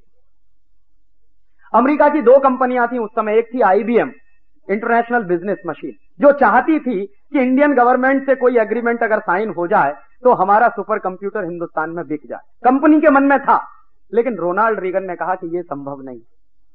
उसके बाद मैकडोनल्ड डगलस चाहता था, मैकडोनल्ड डगलस आज भी चाहता है कि हम हिंदुस्तान को अपना क्रायोजेनिक इंजन बेचें, लेकिन रोनाल्ड रीगन ने कहा कि यह भी संभव नहीं। तो बेचारे मुंह लटकाए हुए अमेरिका से वापस लौट आए। जो बेइज्जती हुई वॉशिंगटन में वो अलग हुई। यहां से बड़े तामझाम के साथ गए थे सुपर कंप्यूटर मांगने, क्रायोजेनिक इंजन मांगने, वहां से खाली हाथ लौट आए, और यहां आके एक दिन लिटरली CSIR के साइंटिस्टों की मीटिंग में रो पड़े कि मैं गया सुपर कंप्यूटर मांगने, क्रायोजेनिक इंजन मांगने, लेकिन मुझे नहीं मिला। तो हमारे यहाँ उस समय डॉक्टर एस.के. जोशी डायरेक्टर हुआ करते थे। मैं भी उस समय CSIR के एक रिसर्च प्रोजेक्ट में काम करता था। तो उन्होंने कहा कि हमने तो आपको पहले ही मना किया था कि अमेरिका कभी भी आपको कोई हाई टेक आइटम देने वाला नहीं है, आप क्यों गए थे अपनी बेइज्जती कराने। तो उन्होंने कहा आप कोई तो रास्ता निकालो। तो कुछ साइंटिस्टों ने उनको सुझाव दिया कि आप ऐसा करिए, रूस के साथ एग्रीमेंट कर लीजिए। रूस में एक एजेंसी है जिसका नाम है ग्लोब कॉस्मोस, उसके पास क्रायोजेनिक इंजन है, तो आपको क्रायोजेनिक इंजन शायद मिल जाएगा। तो रूस के साथ एग्रीमेंट साइन किया राजीव गांधी ने, और जैसे ही रूस के साथ एग्रीमेंट साइन हुआ और क्रायोजेनिक इंजन की डिलीवरी का टाइम आया तो अमेरिका ने फिर लंगड़ी मारी और रूस को ब्लैक लिस्टेड कर दिया। रूस बेचारा घबरा गया। तो रूस के प्रेसिडेंट साहब ने मना कर दिया कि अब हम भी आपको क्रायोजेनिक इंजन नहीं बेचेंगे। रूस ने मना कर दिया क्रायोजेनिक इंजन बेचने के लिए, अमेरिका ने पहले ही मना कर दिया क्रायोजेनिक इंजन बेचने के लिए। सुपर कंप्यूटर की बात तो ऐसे ही दफन हो गई। तो फिर क्या करना चाहिए? तो एक दिन हमारे कुछ साइंटिस्टों ने कहा कि आप ये जो कटोरा लेके भीख मांगते हैं, क्यों नहीं इंडियन साइंटिस्टों को कहते कि वो सुपर कंप्यूटर बनाए, क्यों नहीं इन साइंटिस्टों को कहते कि वो इस देश में क्रायोजेनिक इंजन बनाए। तो उनको भरोसा ही नहीं था कि इंडियन साइंटिस्ट ये बना सकते हैं। तो CSIR के लोगों ने उनको भरोसा दिलाया कि आप ये मत मानिए, इंडियन साइंटिस्ट उतने ही कॉम्पिटेंट हैं जितने अमेरिकन साइंटिस्ट हैं, बशर्ते कि उनको काम देने की जरूरत है और उनको प्रोटेक्शन देने की जरूरत है। तो डरते डरते उन्होंने CSIR को कहा कि ठीक है, अच्छा आप बना लीजिए भाई, अगर आपको लगता है तो CSIR का पूना में एक सिस्टर कंसर्न है CDAC, उनको दे दिया गया कि आप सुपर कंप्यूटर बनाइए। 3 साल में CDAC के वैज्ञानिकों ने रात दिन मेहनत करके हिंदुस्तान में सुपर कंप्यूटर बना दिया, और हिंदुस्तान में सबसे पहला सुपर कंप्यूटर बना परम, जो आज भी गर्व के साथ इस देश में चल रहा है। ये टेलीविजन पर ये आंखों देखा मौसम का हाल जो देखते हैं, वो 100% इंडिजिनस सुपर कंप्यूटर का कमाल है परम का, जो इस देश में बना है। और आज सिर्फ परम नहीं है, अभी मैं उस दिन पूना जाके आया 14 तारीख को, फोन पे मैंने बात की है, तो परम से आगे के 3 नए सुपर कंप्यूटर उन्होंने तैयार करके रखे हुए हैं और अगले साल वो काम करने शुरू करने जा रहे हैं। मैंने उनसे पूछा इनकी क्षमता कितनी है, तो उन्होंने कहा कि अमेरिका की किसी भी कंपनी के सुपर कंप्यूटर के मुकाबले हमारा कम नहीं है। 64,000 मेगाबिट्स के सुपर कंप्यूटर जो अमेरिकन कंपनियां इस समय बना रही हैं, वो CDAC के लोगों ने बना दिया 3 साल में। और दूसरी जानकारी मैं आपको दूं कि उसी CSIR का एक सिस्टर कंसर्न है जिसका नाम है DRDO, defence research development organisation. वहां के वैज्ञानिकों ने रात दिन मेहनत करके क्रायोजेनिक इंजन तैयार कर लिया है। हो सकता है दिसंबर के अंत तक आपको यह सूचना मिल जाए कि क्रायोजेनिक इंजन भी इस देश में बन गया। तो टेक्नोलॉजी कभी वहां से नहीं आती, टेक्नोलॉजी हर देश को अपनी बनानी पड़ती, और यह दुनिया का सबसे खरा सच है। आज के जमाने में टेक्नोलॉजी सबसे बड़ा हथियार है, इसलिए कोई देश किसी दूसरे देश को अपनी लेटेस्ट टेक्नोलॉजी कभी नहीं देता। वो ऐसी टेक्नोलॉजी आपको दे देंगे जो उनके लिए बेकार हो चुकी है। तो हिंदुस्तान में कभी भी अमेरिका और यूरोप की कंपनियों ने कोई हाईटेक आइटम नहीं दिया है। क्या दिया है हमको, उसके बदले में मैं आपको बताता हूं। हिंदुस्तान में ऐसी टेक्नोलॉजी ट्रांसफर की गई है पिछले 5-6 साल में लिबरलाइजेशन के नाम पर, जो यूरोप के कई देशों में बैन हो चुकी है। रिजेक्टेड और रिडंडेंट टेक्नोलॉजी को ला के पूरे के पूरे ये जो वापी से लेके मेहसाना की पूरी पट्टी है ना गुजरात की, यहीं पे लगाया गया है सबसे ज्यादा। और इस टेक्नोलॉजी का कमाल आप देखेंगे 2-3 साल के बाद। मैं अभी आपकी मीटिंग में ये कह रहा हूं कि अगले 2-3 साल के बाद इस पूरी पट्टी में कम से कम 60 भोपाल होने जा रहे हैं। ये वापी से लेकर मेहसाना के बीच में जितनी इंपोर्टेड टेक्नोलॉजी आई है केमिकल इंडस्ट्री में, ये हिंदुस्तान में सबसे हजारदस्त टेक्नोलॉजी है। और ये क्यों आई है ये समझ लीजिए। मेरे पास एक चिट्ठी है लॉरेंस समर्स की। लॉरेंस समर्स बड़ा भारी अर्थशास्त्री माना जाता है अमेरिका में। हालांकि मैं मानता नहीं कि उसको अर्थशास्त्र का कोई बहुत ज्ञान है, लेकिन वो माना जाता है। और लॉरेंस समर्स वर्ल्ड बैंक का प्रेसिडेंट रह चुका है। तो जिस समय लॉरेंस समर्स वर्ल्ड बैंक का प्रेसिडेंट था, उस समय उसने एक चिट्ठी लिखी थी अपने कुछ दूसरे अधिकारियों को।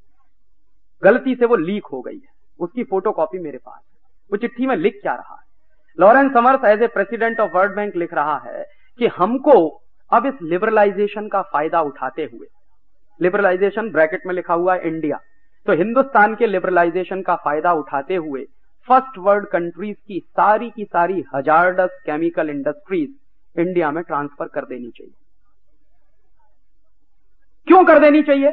नीचे के पैराग्राफ में एक और वाक्य वो लिख रहा कि हिंदुस्तान में अगर कोई मर जाए तो उसकी कीमत अमेरिका में मरने वाले आदमी की कीमत से बहुत कम है। माने आप अमेरिका की लेबोरेटरी के लिए चूहे जैसे हैं, गिनी पिग्स हैं। और वो कह रहा है कि अमेरिका और फर्स्ट वर्ल्ड कंट्रीज की सारी हजार्डस केमिकल इंडस्ट्रीज को आप हिंदुस्तान में ट्रांसफर कर दीजिए, फायदा उठाते हुए लिबरलाइजेशन का। और वही फायदा उठाते हुए हिंदुस्तान में ये सब तमाशा हो गया है। ऐसे ऐसे एग्रीमेंट साइन हुए हैं लिबरलाइजेशन के नाम पर कि आप चौंक जाएंगे। अमेरिका की एक कंपनी है जिसका नाम है पेप्सी कोला। पेप्सी कोला के साथ भारत सरकार ने एक एग्रीमेंट साइन किया है कि हर साल Pepsi cola 10,000 metric ton chemical waste America से लाकर हिंदुस्तान में डंप करेगा। ये है लिबरलाइजेशन। और ये 2 साल से डंप होना शुरू हो गया है। सबसे पहली डंपिंग किया था पेप्सी कोला ने मद्रास के पास एक गांव है, और अब इस साल से पेप्सी कोला डंप कर रहा है उस केमिकल वेस्ट को। केरल में एक जगह है, उसका नाम है वाइपीन। वाइपीन बहुत सुंदर द्वीप है। एक बार मैं गया हूं, इतना खूबसूरत है कि जाने के बाद लौटने का मन नहीं करता। अब उस वाइपीन द्वीप पर अमेरिका से लाया हुआ 10,000 मीट्रिक टन कचरा वेस्ट डंप किया जा रहा है, और ये काम पेप्सी कोला कर रहा है। और ये क्यों हुआ है? क्योंकि लिबरलाइजेशन हो रहा है इस देश में, ग्लोबलाइजेशन। और ऐसे एक नहीं, हंड्रेड्स ऑफ एग्रीमेंट साइन हुए हैं कनेडियन कंपनियों के साथ, ऑस्ट्रेलियन कंपनियों के साथ, अमेरिकन कंपनियों के साथ, न्यूजीलैंड की कंपनियों के साथ, कि वो दुनिया भर के तमाम देशों का। कनाडा की एक कंपनी से तो ये एग्रीमेंट साइन हुआ है जिसको लेके हमने एक पिटीशन फाइल किया। एग्रीमेंट ये है कि कनाडा की कंपनी अपना एटॉमिक वेस्ट लेकर आएगी और हिंदुस्तान में डंप करेगी। ये कंपनी पहले बांग्लादेश के साथ एग्रीमेंट करना चाहती थी। बांग्लादेश की सरकार भी इतनी होशियार है कि जब उनको पता चला कि ये लाने वाले क्या हैं, तो एटॉमिक वेस्ट आएगा, तो उन्होंने कहा नहीं, हम इसको परमिशन नहीं देने वाले। जो एग्रीमेंट बांग्लादेश की सरकार ने नहीं किया, वो एग्रीमेंट हमारी सरकार ने किया कनाडियन कंपनी के साथ। और ऐसे 100 से ज्यादा एग्रीमेंट साइन हुए हैं जिसमें हर साल इस देश में हजारों मीट्रिक टन कचरा आएगा उनके देश का, और इस देश में डंप किया जाएगा। और एक बड़ा ऐतिहासिक दस्तावेज ऐसा ही है मेरे पास। हॉलैंड की एक कंपनी है सीजवॉन वीवी, उसके साथ मनमोहन सिंह ने एक एग्रीमेंट साइन किया था। क्या एग्रीमेंट था? कि हॉलैंड के सुअरों का गोबर 1 करोड़ टन हर साल हिंदुस्तान में लाकर डंप किया जाए। ये एग्रीमेंट किया मनमोहन सिंह, और उसके दस्तावेज मेरे पास। क्यों किया है? तर्क क्या था मनमोहन सिंह का? तर्क यह था कि हॉलैंड के सुअरों का जो गोबर है वो क्वालिटी में बहुत अच्छा है। क्यों अच्छा है क्वालिटी में? तो वो तर्क दे रहे थे। जब हमने कहा कि ये आपने क्यों किया, तो एक दिन दिल्ली की एक मीटिंग में उन्होंने इस सवाल पर जवाब देते हुए कहा कि हमने इसलिए ये एग्रीमेंट साइन किया कि हॉलैंड के जो सुअरों का गोबर है वो बहुत अच्छा, क्वालिटी में बहुत अच्छा। और दूसरा क्यों अच्छा है? क्योंकि वहां के सुअर सोयाबीन खाते हैं। तो मैंने सवाल पूछा उनसे उस मीटिंग में कि ये सोयाबीन जाता कहां से? कि हमारे देश से जाता है। कहां से जाता है? मध्य प्रदेश से जाता है। आपको मालूम है इस देश में मध्य प्रदेश को पूरा सोयाबीन का बेल्ट बना दिया इसी ग्लोबलाइजेशन के चक्कर। तो क्या हो रहा है? सोयाबीन के लिए हजारों हेक्टेयर खेती बर्बाद कर दी गई है। सारे दुनिया के एग्रीकल्चरल साइंटिस्ट कहते हैं कि 10 साल सोयाबीन की खेती के बाद 11वें साल आप उस खेत में कुछ नहीं कर सकते, वो बंजर हो जाता। इसलिए यूरोप के देश सोयाबीन पैदा नहीं करते। तो यूरोप के देश सोयाबीन पैदा नहीं करते, लेकिन हॉलैंड एक ऐसा देश है जो सुअरों को पालता है। मैंने हॉलैंड में देखा बड़े बड़े रेंच होते हैं पिग्स के। हमारे यहां रेंच होते हैं गाय के, उनके यहां रेंच होते हैं पिग्स के। क्यों बनाते हैं रेंच? क्योंकि सुअर का मांस खाना, और सुअर के मांस को स्वादिष्ट बनाने के लिए उसको सोयाबीन खिलाना। लेकिन हॉलैंड की सरकार वो सोयाबीन अपने खेतों में पैदा नहीं होने देती। उसके लिए भारत सरकार से उन्होंने समझौता करके हमारे यहां सोयाबीन पैदा करवाना शुरू किया। तो यहां से सोयाबीन की खली जाती है, उनके सुअर खाते हैं, और उसके बाद जो टट्टी करते हैं वो हमारे देश में आएगी। ये एग्रीमेंट किया। और ये एग्रीमेंट एक ऐसे व्यक्ति का है जिसको हिंदुस्तान में बेस्ट फाइनेंस मिनिस्टर का अवार्ड मिला। पता नहीं उनके दिमाग में भी वही गोबर भरा हुआ है। और जब हम कोर्ट में गए ये सब बातें लेकर, और मनमोहन सिंह को लगा कि अब फंसने वाले हैं, और जवाब नहीं देते बन रहा था उनको, कोर्ट ने नोटिस इशू कर दिए थे। इसको हमने पब्लिक इंटरेस्ट पिटीशन बनाया था। तो मनमोहन सिंह ने फिर बाद में प्रेशर में आके वो एग्रीमेंट कैंसिल किया। ऐसे एग्रीमेंट साइन होते हैं लिबरलाइजेशन और ग्लोबलाइजेशन। कोई एक मॉनिटरिंग कमेटी नहीं है इस देश में जो ये छांटती हो कि क्या एग्रीमेंट साइन हुआ है और उसके क्या परिणाम होने जा रहे हैं इस देश में। एक भी कमेटी ऐसी नहीं बनाई भारत सरकार। और जितने एग्रीमेंट साइन हुए हैं टेक्नोलॉजी ट्रांसफर के नाम पर, वो सब की सब रिजेक्टेड और रिडंडेंट टेक्नोलॉजी है इस देश में। और टेक्नोलॉजी कैसे आती है, एक सॉलिड एग्जांपल मैं आपको दूं। हिंदुस्तान में एक कंपनी आई जिसका नाम था कैलविनेटर, अमेरिकन कंपनी, मल्टीनेशनल। हमारे यहां रेफ्रिजरेटर लेके आई। क्यों आई साहब? उनके मन में दया आ गई कि हिंदुस्तान के लोगों को ठंडा पानी पिलाना। सच्चाई ये थी कि कैलविनेटर की मार्केटिंग खत्म हो गई पूरे यूरोप, अमेरिका में। क्यों खत्म हुई? क्योंकि अमेरिका और यूरोप के देशों में एक प्रॉब्लम शुरू हो गई क्लोरोफ्लोरोकार्बन के एमिशन की, सीएफसी।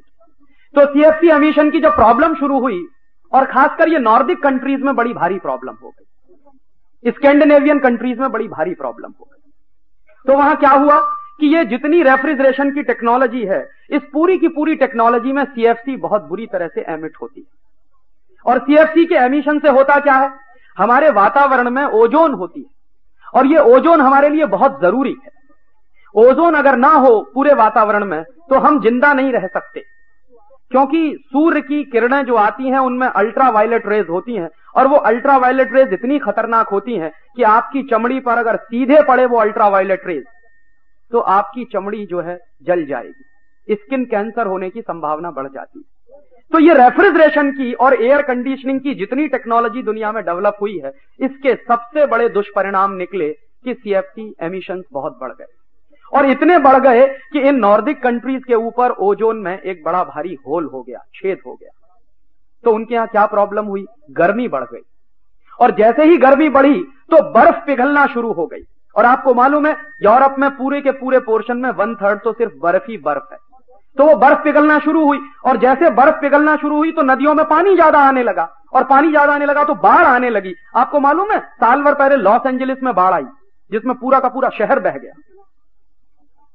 इतना बड़ा मैनेजमेंट था अमेरिका का, कुछ नहीं कर पाया, लॉस एंजलिस में बाढ़ आई। बाद में पता चला कि क्यों आई वो बाढ़, इसलिए आई कि अमेरिका में गर्मी बढ़ गई है, तो बर्फ ज्यादा पिघल रही है, ग्लेशियर्स ज्यादा पिघल रहे हैं, नदियों में पानी बढ़ गया। क्यों बढ़ गया? क्योंकि कार्बन एमिशन है और सीएफसी एमिशन है, दोनों टेम्परेचर इंक्रीज कर रहे हैं। तो इन सारे देशों में एक भयंकर किस्म की घबराहट पैदा हुई, और उस घबराहट के चक्कर में इन्होंने क्या किया, इन 12-13 देशों ने, जो अमीर देश माने जाते हैं, एक समझौता कर लिया।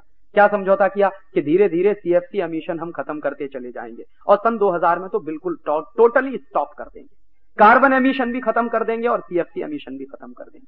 तो संकट हुआ कि सीएफसी एमिशन करने वाली टेक्नोलॉजी का क्या होगा। तो किसी ने उनको कहा कि हिंदुस्तान में ले जाकर डंप कर दो, बहुत अच्छा देश। तो कैलविनेटर वाले यहां आ गए, और यहां आके उन्होंने विज्ञापन देना शुरू कर दिया कि रेफ्रिजरेटर घर की शान, बिना रेफ्रिजरेटर के घर में शान ही नहीं।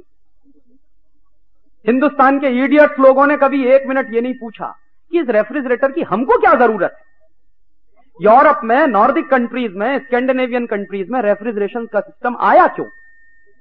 तो सीधी सी बात है, बहुत सूखा हिस्सा है, और सूखे हिस्से में भोजन ज्यादा समय तक सुरक्षित नहीं रहता, और वहां परंपरा भी कुछ ऐसी है कि सप्ताह में 1 दिन भोजन बनाया जाता है। मैं यूरोप के कई देशों में रहा हूं तो मैं देखता था सिर्फ फ्राइडे को भोजन बनाते हैं, और बाकी दिन फिर उसी को निकाल निकाल के खाते हैं फ्रीजर में। किसी को फुर्सत ही नहीं है रोज गर्म खाना बनाने की, सब्जियां रोज मिलती नहीं है।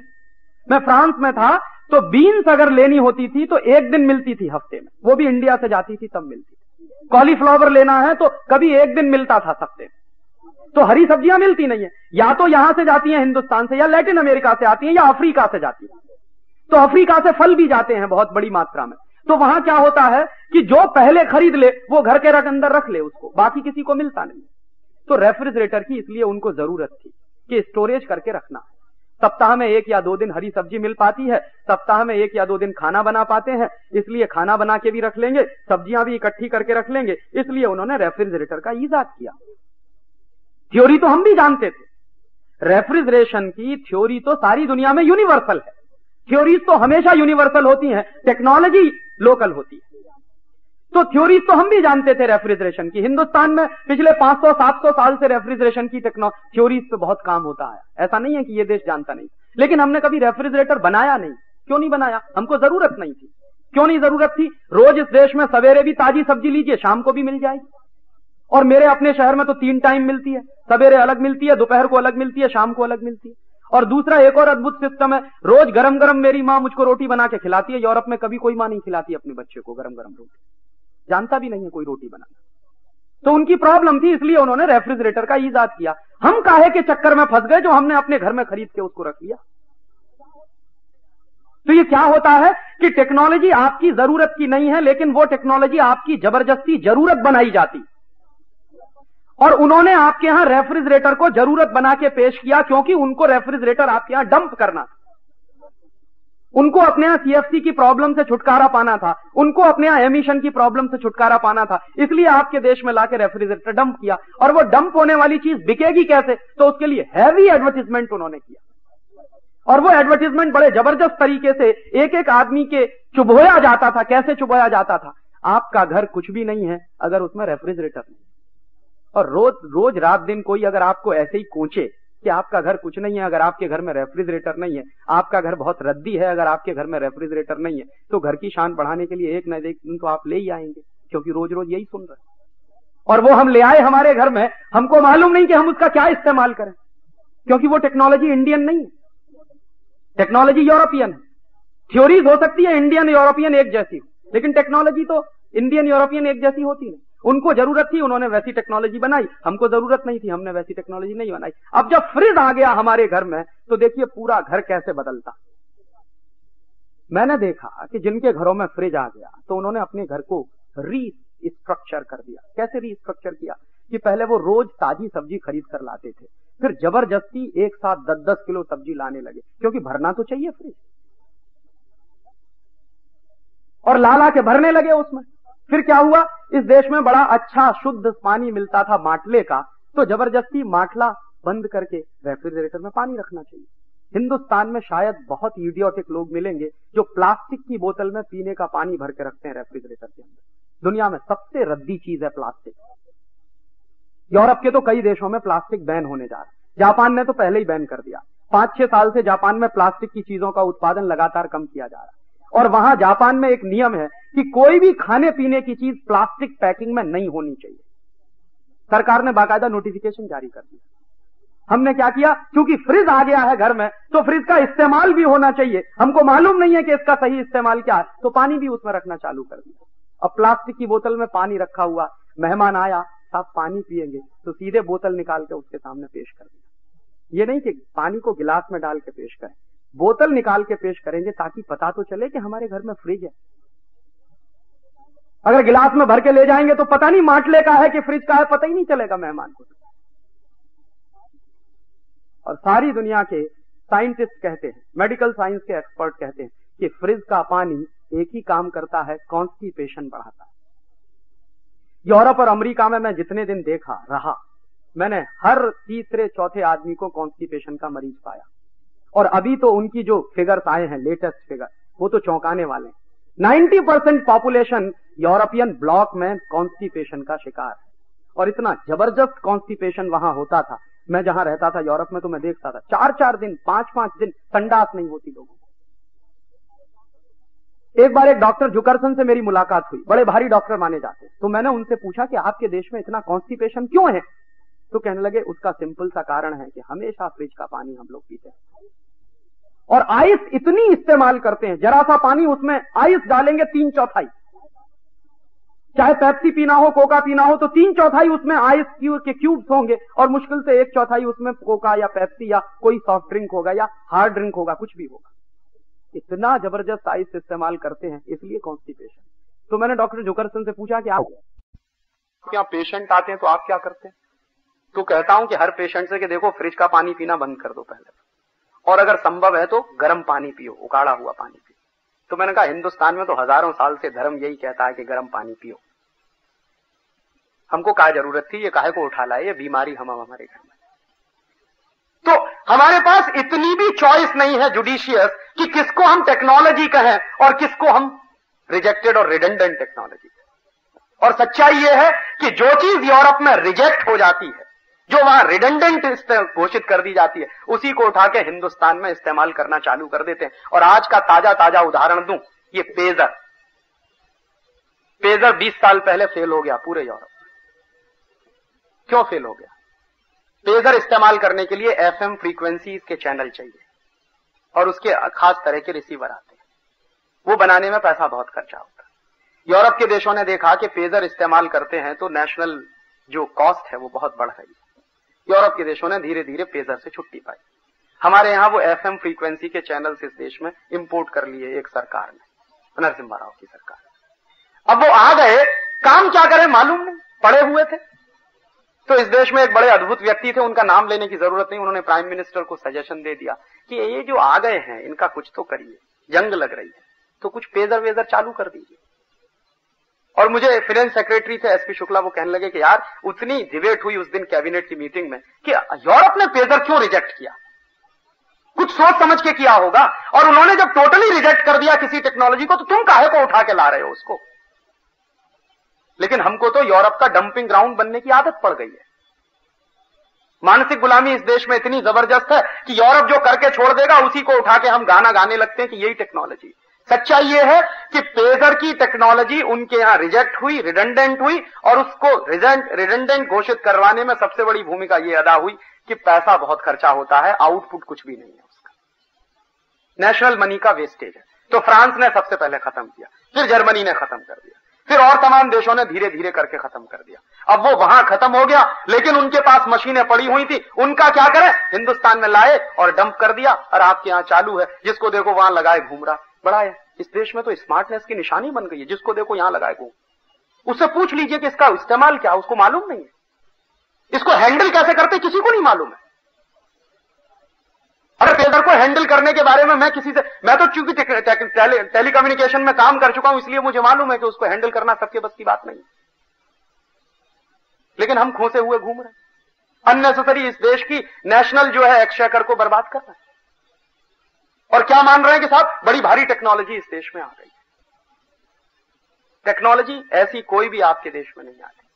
टेक्नोलॉजी हमेशा लोकल होती है, थ्योरीज यूनिवर्सल हुआ करते हैं, और इन टेक्नोलॉजीज का खामियाजा आपको भुगतना पड़ेगा अगले 10-12 साल में, जब आप देखेंगे। इस देश में ऐसी ही रिजेक्टेड टेक्नोलॉजी आई थी जब भोपाल गैस हत्याकांड हुआ था। वो अमेरिका की लाई हुई टेक्नोलॉजी थी, आपको मालूम है, यूनियन कार्बाइड कंपनी उसको लेके आई थी। और जब यूनियन कार्बाइड आ रहा था तो इस देश के बड़े बड़े साइंटिस्टों ने मना किया था कि जो टेक्नोलॉजी लेके आ रहा है यूनियन कार्बाइड, ये हमारे देश के लिए बिल्कुल सुरक्षित नहीं है। लेकिन टेक्नोलॉजी के कुछ अंधे लोग हैं इस देश में जो मानते हैं कि अमेरिका की टेक्नोलॉजी माने भगवान, देवता, उसके नीचे कुछ नहीं। हमारी अपनी टेक्नोलॉजी माने बेकार, रद्दी, कोई मतलब नहीं उसका। जो अपने पास टेक्नोलॉजी है उसको कभी प्रोटेक्ट करने की कोशिश नहीं करेंगे। अमेरिका से जो भी कूड़ा कचरा मिल जाएगा उसी को टेक्नोलॉजी मान के इस्तेमाल करना शुरू कर देंगे। तो वही किया इस देश में। और टेक्नोलॉजी के नाम पर पिछले 40-50 साल से जो नाटक इस देश में चल रहा, आप शायद उसकी कहानी इतनी लंबी है, सुनाते सुनाते कई समय लगे, क्योंकि मैं तो टेक्नोलॉजी के क्षेत्र में काम कर चुका हूं। और रियल जो टेक्नोलॉजी है इस देश में, उसके बारे में हमको सोचने की फुर्सत नहीं। उसको कैसे इंप्रूव करें, कैसे इनोवेट करें, कैसे उसको ऑपरेशनल बनाएं, उस पर किसी का दिमाग नहीं लगता। जैसे मैं एक छोटा सा उदाहरण देता हूं। हिंदुस्तान में एक बड़ा भारी रिसर्च प्रोजेक्ट चल रहा है जिसमें सैकड़ों करोड़ रुपया लगा। पता है क्या रिसर्च प्रोजेक्ट है? चंद्रमा से कुछ पत्थर के टुकड़े आए हैं, उस पर रिसर्च हो रही है। सैकड़ों करोड़ रुपया उसमें लगा हुआ। और जब मैं CSIR में था, काम करता था, तो मैं रात दिन चिल्लाता था कि ये चंद्रमा से पत्थर के टुकड़े आ गए हैं, तुम्हारे किस काम के? अमेरिका वालों को करने दो, यूरोप वालों को करने दो, क्योंकि उनके पास करने के लिए अब काम नहीं है। तो वो चंद्रमा का भी काम करेंगे, मंगल का भी करेंगे, बृहस्पति का भी करेंगे, तमाम तरह के खोजेंगे। खोजने दो उनको। हमें तो हमारे गांव में अभी पीने का पानी नहीं दे पाए हैं 50 साल में, ये काम करने की जरूरत है। हिंदुस्तान के 40 करोड़ लोगों को भोजन नहीं दे पाए हैं 2 समय का ठीक से। 40 करोड़ लोग इस देश में गरीबी की रेखा के नीचे रहते हैं, और तुम सैकड़ों करोड़ रुपया चंद्रमा के आए हुए पत्थर के टुकड़ों पे इन्वेस्ट कर दोगे, निकलेगा क्या उससे? तो मालूम उनको भी नहीं है जो उसमें काम कर रहे हैं। वो यही कहते हैं कि राजीव भाई कुछ रिसर्च पेपर जब अपने पब्लिश हो जाएंगे तो अपन को भी अमेरिका जाने का मौका मिल जाएगा, बस बात खत्म। हिंदुस्तान का बेड़ा गर्क होता हो जाने तो हमको अमेरिका जाने का मौका मिल जाएगा, चंद्रमा के पत्थर के टुकड़ों पर रिसर्च करके। और मैं उन्हीं दिनों में CSIR में चिल्लाया करता था। मैं ये कहता था कि जितने सैकड़ों 120 या 135 करोड़ रुपए का कुछ प्रोजेक्ट है, तो इतने करोड़ रुपए बर्बाद करके तुम जो रिसर्च कर रहे हो, अगर ये रुपया तुम हिंदुस्तान में गोबर गैस का प्लांट लगाने पर खर्च करो तो गांव गांव में ईंधन की समस्या हल हो जाए। वो नहीं करेंगे। चंद्रमा से आए हुए पत्थर के टुकड़े पर रिसर्च करेंगे, गांव गांव में ईंधन की समस्या हल हो जाए, ऐसी कोई रिसर्च करनी हो तो नहीं करेंगे। एक दिन मैंने मीटिंग में कहा तो हंसने लगे सब। मैंने कहा कि आपको मालूम है हिंदुस्तान में टोटल ट्रांसपोर्टेशन ऑफ गुड्स की क्या हालत है? हमारे साइंटिस्टों का दिमाग कैसे चलता है जरा देखिए। इसी तरह से फाइनेंस मिनिस्टर्स का दिमाग चलता है। इस देश में दिमाग जो है ना पूरी तरह से गुलाम है। तो गुलाम दिमाग जो है नई चीज नहीं सोचता, जो गुलामी की बातें हैं वही सोचता। तो क्या सोचेगा?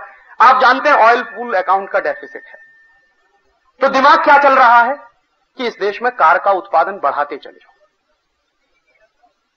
पेट्रोल की कमी है, डीजल की कमी है, कंजम्पशन इस देश में बढ़ता जा रहा, तो दिमाग कहां चल रहा है? सीएलओ भी बनवा दो, डेबू को भी ले आओ, तो फलाने को भी ले आओ, सबको लाइसेंस दे दो, फ्री कर दो, जितनी कार इस देश में आ सके मार्केट में आ जाए, जितने टू व्हीलर्स आ सके आ जाए, जितने थ्री व्हीलर्स आ सके आ जाए। पिछले 5-6 साल में इस देश में कारों का उत्पादन 3 गुना हो गया,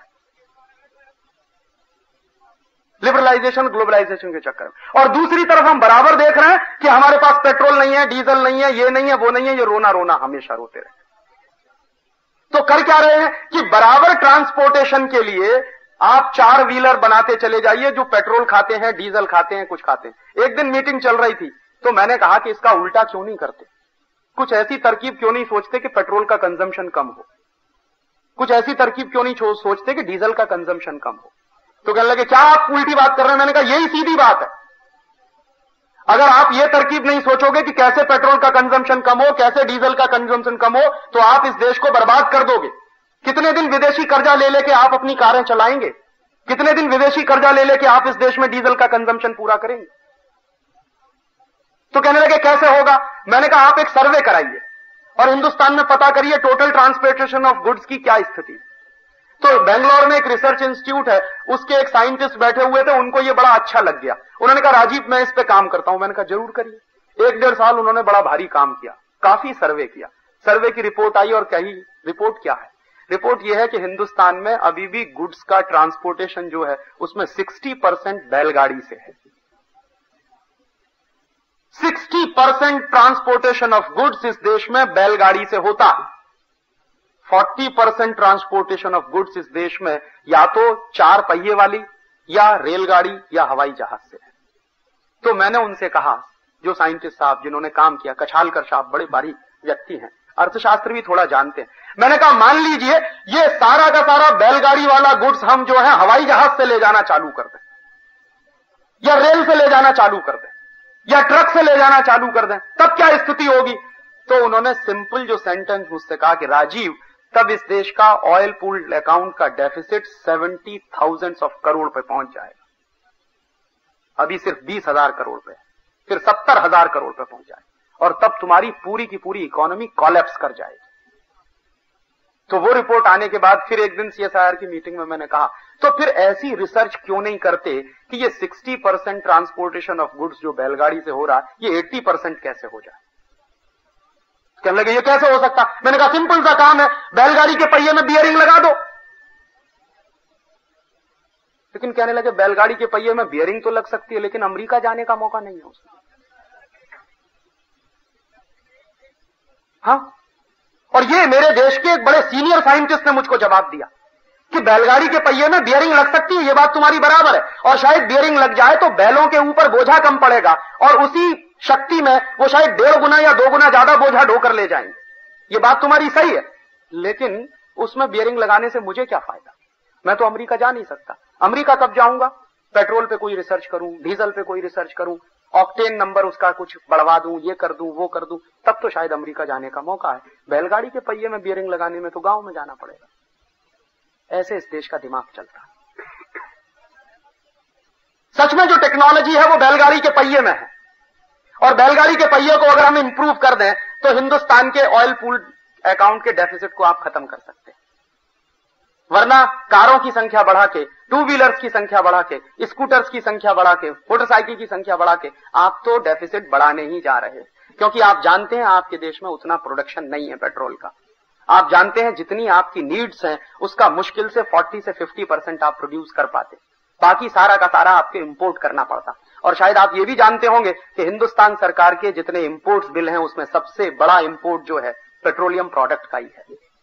हर साल हजारों करोड़ रुपया हमको बर्बाद करना पड़ता है, लेकिन ये रुक सकता है, रुकने के रास्ते भी हैं, ऐसा नहीं है कि रास्ते नहीं, लेकिन किसी को इंटरेस्ट नहीं। इंटरेस्ट क्यों नहीं है? क्योंकि अमेरिका जाने का मौका नहीं, हिंदुस्तान के गांव में जाना पड़ेगा। और गांव से सबको नफरत जैसी हो गई है कि गांव सुन के तो ऐसा लगता है जैसे कुछ अजीब सी शिवरिंग होने लगती है बहुत सारे लोगों को तो गांव का नाम सुन। टेक्नोलॉजी जहां है और जिसको इनोवेट करने की जरूरत है, इंप्रूव करने की जरूरत है, वहां किसी का कोई ध्यान नहीं। इस देश में एक भी प्रोजेक्ट ऐसा नहीं चल रहा। शायद आप ये सुनकर आश्चर्य से पूछेंगे, CSIR की 44 नेशनल लेबोरेटरीज हैं इस देश में, 60,000 साइंटिस्ट उसमें काम करते हैं। एक भी साइंटिस्ट इस बात पे काम नहीं कर रहा है कि बैलगाड़ी के पहिए में बियरिंग कैसे लगाया जाए, एक भी साइंटिस्ट काम नहीं कर रहा। और सब हजारों हजारों रुपए तनख्वाह पा रहे हैं इस देश में। चंद्रमा से आए हुए पत्थर के टुकड़े पे तो काम चल रहा, लेकिन बैलगाड़ी के पहिए में कैसे बियरिंग लगा के आप उसको और ज्यादा इफिशिएंट बना सकते हैं, इस पे कोई काम इस देश में नहीं चल रहा। हमको मालूम ही नहीं है कि कौन सी टेक्नोलॉजी पे हमें काम करना चाहिए, कौन सी टेक्नोलॉजी पे काम नहीं करना चाहिए इस देश में। और कई बार टेक्नोलॉजी के नाम पर इतना बड़ा धोखा आपके साथ होता है। इस देश में ड्रग्स एंड फार्मास्यूटिकल का जितना बड़ा सेक्टर है, ये तो हाईटेक एरिया माना जाता है ना। और आपको शायद मालूम नहीं है कि आप जितनी दवाएं खाते हैं उसमें 90% जो है, जो दवाएं सारी दुनिया में बैन कर दी गई हैं, रिजेक्ट कर दी गई हैं, उन्हीं दवाओं को लाकर मल्टीनेशनल्स आपके देश में बेच देती हैं। जिन दवाओं को A क्लास का पॉइजन डिक्लेयर किया गया है, वो दवाएं आपके देश में धड़ल्ले से बिक रही हैं। जैसे ब्रूफेन A क्लास का पॉइजन है। ब्रूफेन खाइए तो किडनी भी डैमेज होती है, लीवर भी डैमेज होता है। ये बात सारे डॉक्टर कहते हैं, लेकिन इस देश में धड़ल्ले से ब्रूफेन बिक रहा है। जरा भी कहीं आपके शरीर में दर्द हो जाए, तुरंत डॉक्टर आपको प्रेस्क्राइब कर देगा, ब्रूफेन खा लीजिए। और इसमें सच्चाई क्या है? टेक्नोलॉजी के लेवल पे अगर आप उसकी गहराई में जाएं, तो जहां भी आपके दर्द है शरीर में, उस दर्द को खत्म करने के लिए शायद मुश्किल से 1 मिलीग्राम ब्रूफेन की जरूरत पड़ती, मुश्किल से, मैक्सिमम। लेकिन आपको दी जाती है जो टैबलेट, वो 400 mg की होती। 250 mg से नीचे तो ब्रूफेन की कोई टैबलेट बनती नहीं। All India institute of medical science में मेरा एक दोस्त था जो मेरे साथ BSc में पढ़ता था। बाद में वो बायो ग्रुप में चला गया और डॉक्टर हो गया, बड़ा भारी डॉक्टर है इस समय वहां। वो काफी कुछ बेसिक रिसर्च का काम करता है। तो एक दिन मैंने उससे पूछा कि ये बताओ कि अगर मुझे शरीर में 1 mg की ब्रूफेन की जरूरत है मेरे पेन को खत्म करने के लिए, और मैं खाता हूं 400 mg की टैबलेट, तो क्या होगा? तो उसने कहा सिंपल सी बात है, 399 mg जो तुम्हारे शरीर में चला गया, ये कहीं ना कहीं कुछ ना कुछ गड़बड़ करेगा।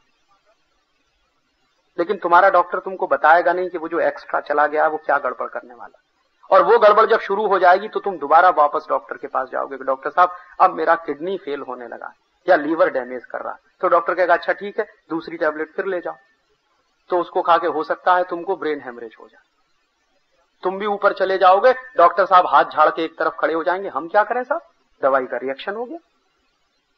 कोई अकाउंटेबिलिटी नहीं है उनके ऊपर। उनकी दी हुई दवा से मरीज मरता, मर जा, उनसे क्या लेना देना। उनको तो अपनी फीस से मतलब है, उनको अपने पैसे से मतलब। और आप शायद जान के आश्चर्य करेंगे कि जो मल्टीनेशनल इस देश में हाईटेक के नाम पर आते हैं, वो मल्टीनेशनल्स कौन सी दवाएं बना रहे हैं। बॉम्बे में एक बार एक बड़े भारी जज थे जिनका नाम था जस्टिस हाथी, शायद कुछ लोगों ने नाम सुना हो। बहुत ईमानदार व्यक्ति थे। उनके बारे में कहा जाता था कि दुनिया की कोई शक्ति उस आदमी को खरीद नहीं सकती, और ये ठीक ही था। जस्टिस हाथी की अध्यक्षता में एक कमेटी बनाई थी भारत सरकार ने, ये जानकारी करने के लिए कि मल्टीनेशनल कंपनियां जो ड्रग्स बेचती हैं उनका पता लगाइए कि उसमें कितनी जरूरी दवाएं हैं, कितनी गैर जरूरी दवाएं। तो जस्टिस हाथी साहब की रिपोर्ट आई, जो पार्लियामेंट में 2-3 बार उस पर डिस्कशन भी हुआ, बाद में कूड़े खाने में फेंक दी गई वो रिपोर्ट। वो रिपोर्ट क्या कहती? जस्टिस हाथी ने उस समय कहा कि हिंदुस्तान में जितनी बीमारियां हैं टोटल, उन सारी की सारी बीमारियों का इलाज करने के लिए कुल मिलाकर 117 दवाओं की जरूरत है। 117 टैबलेट्स या दवाएं, वो इंजेक्शन के फॉर्म में हो या टैबलेट्स के फॉर्म में हो या किसी और फॉर्म में हो, 117 मेडिसिन हैं जिनसे आप हिंदुस्तान की सारी बीमारियों का इलाज कर सकते हैं। लेकिन उसी में उन्होंने कहा कि मुझे बड़े दुख के साथ कहना पड़ रहा है कि इस देश में 84,000 मेडिसिन बिक रही हैं, जो सब की सब बेकार है, जिनकी कोई जरूरत नहीं। और ऐसी बेकार की दवाएं ही आपको प्रेस्क्राइब की जाती हैं।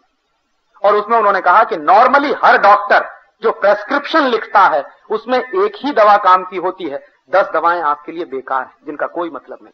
लेकिन दवा का बिल बने और डॉक्टर का ज्यादा असर पड़े आपके ऊपर। इस देश में तो कुछ ऐसा मानस बना है ना कि सब्जी की तरह से दवाएं खाएं तो बड़े स्मार्ट हैं, और कम से कम दवा खाएं तो बेकार है आप, कोई मतलब नहीं आपकी जिंदगी का। जिस डॉक्टर के पास जाएं अगर 500 रुपए की फीस ले तो बहुत बड़ा डॉक्टर है, और 10 रुपए की फीस में आपकी बीमारी ठीक कर दे, आपको भरोसा ही नहीं होगा कि यह भी कोई कायदे का डॉक्टर। तो उन्होंने एक ऐसा विशियस सर्किल बना दिया है जिसमें आप खाते रहिए रिडंडेंट दवाएं, बेकार की दवाएं जिनकी कोई जरूरत नहीं है। WHO कितनी बार कह चुका है कि हिंदुस्तान में 72,000 से ज्यादा दवाओं को तो तुरंत बैन कर देना चाहिए, 72,000 मेडिसिन को तत्काल बैन कर देना चाहिए, लेकिन कोई सुनने वाला नहीं। क्यों? क्योंकि मल्टीनेशनल्स उन दवाओं को बेच रहे हैं। मानस में ऐसा बैठा हुआ है कि मल्टीनेशनल तो देवता है, भगवान है, वो लाएंगे तो सारी दवाएं अच्छी ही होने वाली। और आपको मालूम नहीं है कि जो दवाएं वो बेच रहे हैं वो दवाएं उनके अपने देश में बैन की हुई हैं। हेक्स कंपनी हिंदुस्तान में जितनी मेडिसिन बेचती है वो एक भी मेडिसिन जर्मनी में बिकती नहीं। बायर जितनी मेडिसिन इस देश में बिकती है वो एक भी मेडिसिन बायर की ना तो जर्मनी में बिकती है ना अमेरिका में बिकती है। सैंडोज और सीबागाएगी ये दोनों कंपनियां जितनी मेडिसिन इस देश में बिकती हैं, एक भी मेडिसिन उनके अपने स्विस कंट्रीज में बिकती नहीं। अमेरिकन लेबोरेटरी जितनी मेडिसिन इस देश में बिक रही है, जॉनसन एंड जॉनसन जो भी मेडिसिन इस देश में बेचता, पार्क डेविस जो भी मेडिसिन इस देश में बिकता, वो अमेरिका में नहीं बिकती, बैन है। सारे के सारे कॉम्बिनेशन जो क्लोरमफेनिकोल स्ट्रेप्टोमाइसिन के कॉम्बिनेशन जो जितनी अमेरिकन कंपनियां बनाती हैं वो दुनिया के तमाम देशों में बंद है, लेकिन हमारे देश में धड़ल्ले से बिक रहा है। जापान में अभी 3 साल पहले वहां की सरकार ने पैरासीटामोल बैन किया, क्योंकि पैरासीटामोल खा के जापान में करीब 1.5 लाख बच्चे अपंग हो गए, पोलियो के शिकार हो गए। तब से वहां पैरासीटामोल बैन है। यहां क्या है, हर छोटे बच्चे को बुखार में आप ले जाइए डॉक्टर के पास, तुरंत लिख देगा पैरासीटामोल खा लीजिए। ये टेक्नोलॉजी है।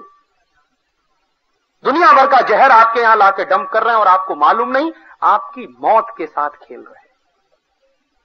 और जो टैबलेट का मुश्किल से बनाने में 5 पैसे का खर्चा आता है, वो टैबलेट बाजार में 2.5 रुपए की, 2 रुपए 80 पैसे की, 3 रुपए की बिकती है। 5 पैसे का कॉस्ट ऑफ प्रोडक्शन है ब्रूफेन का। 5 पैसे में बनने वाली ब्रूफेन 2.5 रुपए, 2.25 रुपए, 4 रुपए, और कभी कभी ब्लैक मार्केटिंग हो जाए तो और भी बड़े स्तर पर बिकती है। और आपको शायद अंदाजा हो, आप तो चार्टर्ड अकाउंटेंट्स हैं, आप कभी एक होमवर्क करिए, कुछ रिसर्च का काम करिए कि ड्रग्स एंड फार्मास्यूटिकल में काम करने वाली कंपनियों के प्रॉफिट परसेंटेज थाउजेंड्स ऑफ 1000% में है। 10, 20, 50% के मुनाफे नहीं है, हजारों प्रतिशत के मुनाफे। जो दवाएं 15, 20 रुपए किलो में बनती हैं, उन दवाओं से जब गोलियां तैयार होती हैं तो 200 mg, 250 mg की टैबलेट 2.5 रुपए की, 3 रुपए की बिकती है। और दवा तैयार होती है 15-20 रुपए में 1 किलोग्राम। बेसिक मेडिसिन तैयार हो जाती है 15-20 रुपए में 1 किलोग्राम। उससे टैबलेट बना के बेच देते हैं 2.5 रुपए में, 3 रुपए में 1 टैबलेट। कितने प्रॉफिट परसेंटेज है आपको कुछ अंदाजा नहीं है। मैं तो इस काम में लगा हुआ हूं तो मैं जानता हूं कि आप शायद चुन के आश्चर्य करेंगे कि हजारों प्रतिशत के मुनाफे हैं इस ड्रग्स एंड फार्मास्यूटिकल के सेक्टर। हजारों करोड़ रुपया इस देश का बर्बाद हो रहा, और आप खा रहे हैं ऐसी जहर दवाएं जिनकी कोई जरूरत नहीं। इस देश में कितने न्यूट्रिशनल एक्सपर्ट्स हैं जो कहते हैं कि boost, Horlicks, Maltova, Complan, Bournvita, इसमें किसी में भी कोई शक्ति नहीं। आप चाहें तो 100 बूस्ट के पैकेट खा लीजिए, अपने बच्चों को खिला दीजिए, कोई शक्ति नहीं बढ़ने वाली। हॉर्लिक्स के 1000 पैकेट खत्म कर दीजिए, कोई शक्ति नहीं बढ़ने वाली है, कुछ नहीं। बूस्ट क्या है? मूंगफली की खली है, गुजराती में जिसको आप मूंगफली की खड़ कहते हैं। मूंगफली का खड़ बाजार से खरीद लाइए, 15-20 रुपए किलो में मिल जाएगा, और वही बूस्ट के नाम पर बिकता है 180-200 रुपए किलो का। हॉर्लिक्स में क्या है? कुछ नहीं है, चने का सत्तू, जौ का सत्तू।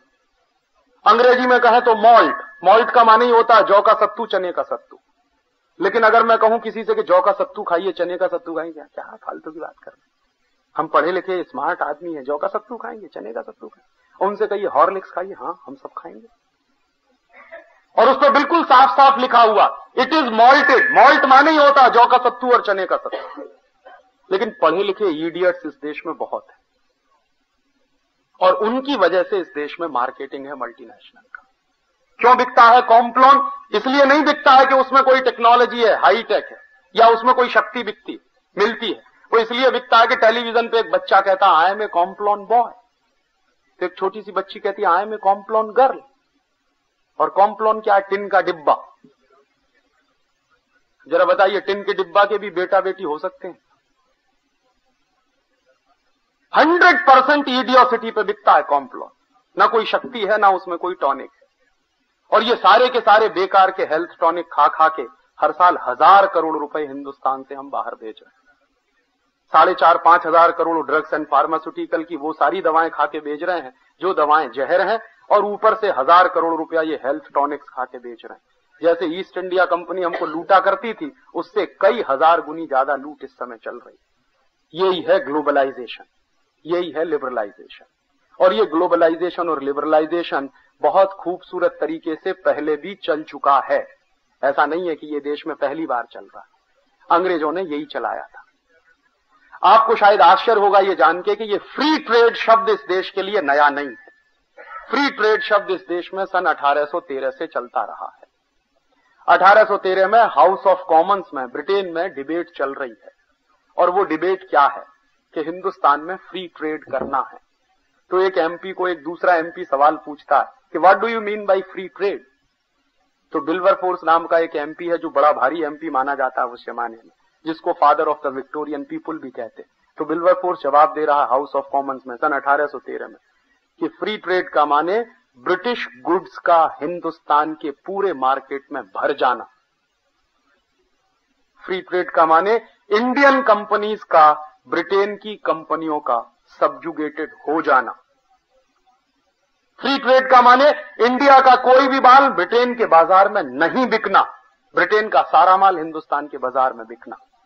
फ्री ट्रेड का माने हिंदुस्तान का सारा रॉ मटेरियल कच्चा माल ब्रिटेन में आए तो मुफ्त में आए, और उसी से पक्का माल बनकर जाए हिंदुस्तान में बिके, और उसका मुनाफा ब्रिटेन में आए। ये फ्री ट्रेड। ये डेफिनेशंस हैं फ्री ट्रेड की ब्रिटिशर्स लोगों की, और उन्हीं डेफिनेशंस के आधार पे उन्होंने हिंदुस्तान में काम किए हैं। क्या क्या काम किए हैं? हिंदुस्तान में फ्री ट्रेड चलाया अंग्रेजों ने हिंदुस्तान की इंडस्ट्री को खत्म करने के लिए।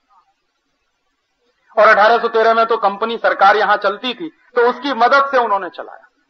हाउस ऑफ कॉमन्स की जो डिबेट्स मेरे पास हैं, जो ब्रिटेन के दस्तावेज मेरे पास हैं, उन पर से जो बात समझ में आ रही है वो ये कि उस जमाने में ब्रिटेन की सरकार का 1 पॉइंट प्रोग्राम है कि हिंदुस्तान की इकोनॉमी को कोलैप्स कराना है किसी भी तरीके से।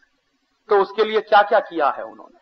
1813 की डिबेट के बाद कुछ फैसले हुए हैं, जिन फैसलों के आधार पर इस देश में टैक्सेशन का सिस्टम अंग्रेजों ने डेवलप किया। सबसे पहला टैक्स इस देश में central excise and salt tax लगाया। क्यों? तो ब्रिटिश पार्लियामेंट में उसकी जो डिबेट चल रही है कि हिंदुस्तान में हमको एक्साइज लगाना है। क्यों लगाना है? ताकि Indian businessman, Indian industrialist British कंपनियों के सामने खड़े नहीं हो सके, क्योंकि ब्रिटेन की कंपनियों का माल टैक्स फ्री। हिंदुस्तान में ब्रिटेन का जितना माल आता था उस पर एक भी पैसे का टैक्स नहीं था, और हिंदुस्तान की कंपनियां जो माल बनाएंगी उस पर टैक्स लगाओ तो हिंदुस्तानी माल महंगा होगा, ब्रिटिश माल सस्ता होगा। यह फ्री ट्रेड के तहत किया गया। दूसरा, फिर हर एक बिजनेसमैन, हर इंडस्ट्रियलिस्ट पे अंग्रेजों ने इनकम टैक्स लगाया। और अंग्रेजों ने कितना इनकम टैक्स लगाया? पहले ही बार में 97% इनकम टैक्स इस देश पे लगाया अंग्रेजों। ये 1844 की बात कर रहा हूं मैं, आज की बात नहीं कर रहा। सेंट्रल एक्साइज लगा दिया, इनकम टैक्स लगा दिया, फिर लोकल टैक्सेस लगा दिए, सेल्स टैक्स लगा दिए, म्युनिसिपैलिटी के टैक्सेस लगा दिए। ऑक्ट्रॉय अंग्रेजों ने इस देश में शुरू किया। ये आजकल टोल नाका देते हैं ना, ये अंग्रेजों का शुरू किया हुआ, आपका नहीं। जितने टैक्सेशन का स्ट्रक्चर है ये सब अंग्रेजों का बनाया हुआ। और क्यों बना रहे हैं अंग्रेज? ताकि इंडियन इंडस्ट्रियलिस्ट को खत्म किया जाए। और वो कितना टैक्स लगा दिया है? 1844 की डिबेट पर से एक दिन मैंने एक इंटरेस्टिंग कैलकुलेशन किया कि अगर 100 रुपए की आमदनी है तो टोटल टैक्स कितना? तो 127-130 रुपए का। और आज आप देख लीजिए आज क्या है, इससे कोई बहुत भिन्न परिस्थिति नहीं है। इस देश में आजादी के कई साल बाद तक 97% इनकम टैक्स लगता रहा। अंग्रेजों ने चालू किया था। क्यों चालू किया था? ताकि आपको बर्बाद कर सकें। और एक बार डिबेट चली ब्रिटिश पार्लियामेंट में कि जो इनकम टैक्स एक्ट बनाया उन्होंने सबसे पहला, तो कई एमपीज कह रहे थे कि ये इतना कॉम्प्लिकेटेड है कि पढ़ने में नहीं आता। तो एक दूसरा एमपी जवाब दे रहा है कि जानबूझ के इसको कॉम्प्लिकेटेड बनाया गया ताकि हिंदुस्तान का कोई भी आदमी पढ़ नहीं सके। और अगर पढ़ नहीं सकेगा तो क्या करेगा? बार बार इंटरप्रिटेशन के लिए हमारे ही पास आएगा। और आज भी आप देख लीजिए, हिंदुस्तान का इनकम टैक्स एक्ट दुनिया के सबसे कॉम्प्लिकेटेड कानूनों में से एक है। और मेरे शहर में हाई कोर्ट में प्रैक्टिस करने वाले 40-40 साल की जिनकी प्रैक्टिस है इनकम टैक्स की, ऐसे एक वकील ने मुझको कहा कि राजीव, सच्चाई से मैं तुमको बताऊं कि 40 साल की प्रैक्टिस के बाद भी मैं समझ नहीं पाया ये इनकम टैक्स एक्ट है क्या। और वो बहुत ईमानदारी से कहते हैं मुझको कि जब मैं इसको पढ़ना शुरू करता हूं तो पहली लाइन जब मैं पढ़ता हूं और अंतिम लाइन जब मैं पढ़ता हूं तो भूल जाता हूं कि पहली लाइन क्या थी, रिकॉल ही नहीं कर पाता। जानबूझ के इतना कॉम्प्लिकेटेड स्ट्रक्चर उन्होंने खड़ा किया ताकि आप समझ ना सकें और आपको बर्बाद किया जाए। तो वो फ्री ट्रेड के नाम पर किया गया और वही फ्री ट्रेड आज चल रहा है। आज क्या किया जा रहा है? बाहर से आने वाले इंपोर्टेड माल पर सारी ड्यूटीज खत्म की गई और इंडियन कंपनियों को उसी टैक्स के नेट में फंसा के रखा है। तो आपको तो बाहर नहीं होने दे रहे हैं और बाहर से आने वाली कंपनियों के लिए सारे दरवाजे खुले। कई कई कंपनियों को तो 10-10 साल के टैक्स हॉलिडे, 10-10 साल के लिए टैक्स हॉलिडे, और आपके ऊपर टैक्स के डिपार्टमेंट खड़े रहते हैं छाती पर सवार। तो आप तो खत्म होने ही जा रहे हैं। ऐसे ही खत्म किया था ब्रिटिशर्स ने इस देश को। 1844 में जो टैक्सेशन का सिस्टम आया इस देश में, उसके नतीजे क्या निकले? 1890 तक आते आते पूरी इंडियन इंडस्ट्री कोलैप्स कर गई थी, कुछ नहीं बचा था इस देश में। वो फ्री ट्रेड का नतीजा वो निकला था। और आज भी ये जो फ्री ट्रेड चल रहा है वो उसी लाइन पे चल रहा है, उससे अलग कुछ नहीं चल रहा। आप इसको मानते हैं कि ये न्यू इकोनॉमिक पॉलिसी है, ये ओल्ड इकोनॉमिक पॉलिसी है अंग्रेजों के जमाने की, इसमें नयापन कुछ भी नहीं। ये कॉलोनाइजेशन के लिए आई थी, वही कॉलोनाइजेशन अब इस देश में फिर से उनको लाना। और ये ऐसे ही अगर चलेगा तो आप सोचिए इस देश का भविष्य क्या होने जा रहा है। मैं नहीं कहता, 1-2 लाइन में सम अप कर रहा हूं। इंटरनेशनल लेबर ऑर्गेनाइजेशन की एक रिपोर्ट आई है जो ये कह रही है कि लिबरलाइजेशन के बाद हिंदुस्तान में बेरोजगारी भयंकर तेजी से बढ़ गई। ILO की रिपोर्ट है। और हर साल अगर 40 लाख बेरोजगार हुए हैं तो 6 सालों में करीब 2-2.5 करोड़ लोग बेरोजगार हो गए। ये एक बाजू है। दूसरे बाजू में हमारे देश के प्लानिंग कमीशन की रिपोर्ट है, मेरी नहीं है, प्लानिंग कमीशन की रिपोर्ट है कि लिबरलाइजेशन के बाद इस देश में 7 करोड़ लोग और ज्यादा गरीब हो गए। पहले गरीबी की रेखा के नीचे रहने वालों की संख्या करीब 31-32 करोड़ थी, अब 38-39 करोड़ पहुंच गई है, माने 40 करोड़ पहुंच गई। और वो 40 करोड़ लोगों की गरीबी का आलम क्या है आप सुन नहीं सकते। उनमें से 5 करोड़ लोग इतने गरीब हैं कि एक दिन में 50 पैसा खर्च नहीं कर सकते, और 10 करोड़ लोग इतने गरीब हैं कि एक दिन में 1 रुपया नहीं है उनके पास खर्च करने के लिए, और 15 करोड़ लोगों के पास एक दिन में खर्च करने के लिए 5 रुपया नहीं। ये लिबरलाइजेशन किसके लिए हो रहा है? और बार बार चिल्ला चिल्ला के कहा जा रहा है कि अभी और 20 साल इंतजार करो तब लिबरलाइजेशन के परिणाम आएंगे इस देश में। माने और 20 साल में डूब जाओ, कुछ नहीं बचेगा जब बाहर निकलने के लिए, वो कहा जा रहा है इस देश में। पहले कहते थे कि 2 साल 3 साल इंतजार करो, अब 2-3 साल होते होते 20 साल पहुंच गया इंतजार। कब तक इंतजार करें लिबरलाइजेशन के परिणाम आने का? हम तो देख रहे हैं कि जिन देशों ने लिबरलाइजेशन किया उनमें से बाहर निकलता हुआ तो कोई नहीं दिखाई देता, सब डूबे हुए दिखाई देते। और जिन देशों में तरक्की हो भी गई है, तथाकथित रूप से अगर हम साउथ कोरिया का उदाहरण लें या चीन का उदाहरण लें, तो कैसे हो गई है? उसका सबसे गोल्डन रूल उनके यहां है कि उन्होंने डोमेस्टिक सेविंग्स बढ़ाए हैं। और जिन जिन देशों ने अपने डोमेस्टिक सेविंग्स बढ़ाए हैं उन देशों को नतीजे मिले। हमारे यहां तो जो डोमेस्टिक सेविंग्स हैं उसको कैसे बर्बाद कर दिया जाए, इसी के लिए कैंपेन चल रहा है रात दिन टेलीविजन। बचत कैसे बढ़ाई जाए, कैंपेन इसका नहीं है। ये खरीदो, वो खरीदो, ये ले आओ, वो ले आओ, इसमें सेविंग्स कहां होने वाले, खर्चा होने वाला है सारा। तो जिन जिन देशों ने डोमेस्टिक सेविंग्स बढ़ाए हैं वही देश कुछ पा पाए हैं, कुछ कर पाए हैं, कुछ खड़े हैं अंतर्राष्ट्रीय बाजार में। आप तो लगातार अपने सेविंग्स को बर्बाद करने का काम कर रहे हैं।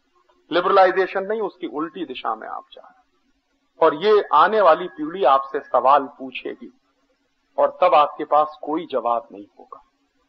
इसलिए आपकी जिम्मेदारी बनती है कि आने वाली पीढ़ी आपसे सवाल पूछे कि आप क्या कर रहे थे जब ये सब चल रहा था।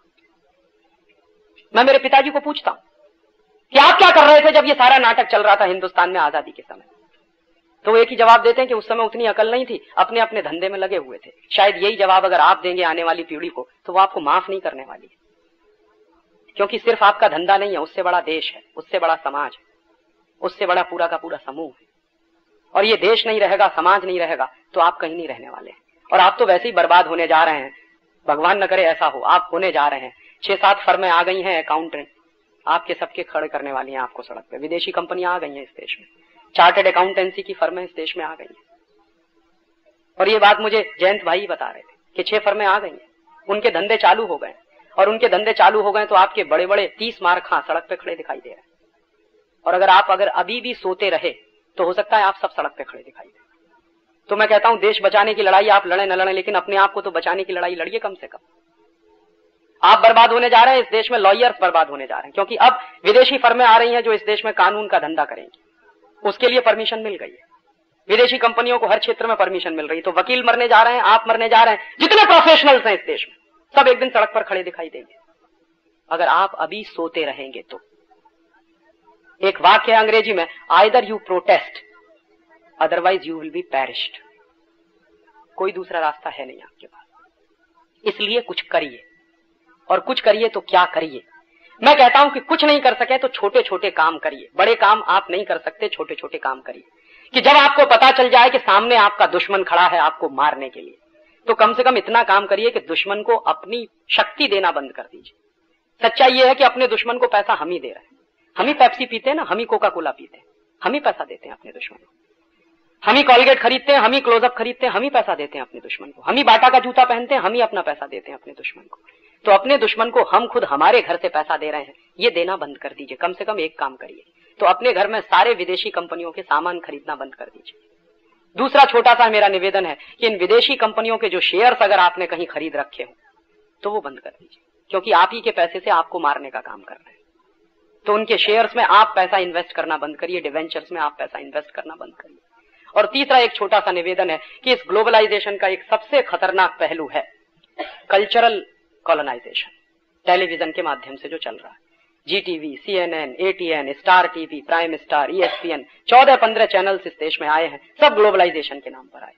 और आपके घर घर में जो सत्यानाश हो रहा है वो अभी आपको दिखाई नहीं दे रहा। यूरोप में तो दिखाई देने लगा। 10-15 दिन पहले एक खबर आई थी ब्रिटेन की, 11 साल का बच्चा बाप बन गया है ब्रिटेन में। ये खबर है ब्रिटेन की, मेरी नहीं है, उनके देश की है। और 15 साल की उसकी पत्नी है जो मां बनी। तो 11 साल के बच्चे अगर बाप बनना शुरू हो जाएं और 15 साल की बच्चियां अगर मां बनना शुरू हो जाएं तो खतरे समझ लीजिए ग्लोबलाइजेशन के क्या हो सकते हैं। ये टेलीविजन जो आपके घर में भेज दिया गया है ग्लोबलाइजेशन के नाम पर, ये ग्लोबलाइजेशन नहीं कर रहा, ये आपके घर का सत्यानाश कर रहा है। और इस टेलीविजन ने अमेरिका के तमाम बच्चों को पहले ही बर्बाद कर लिया।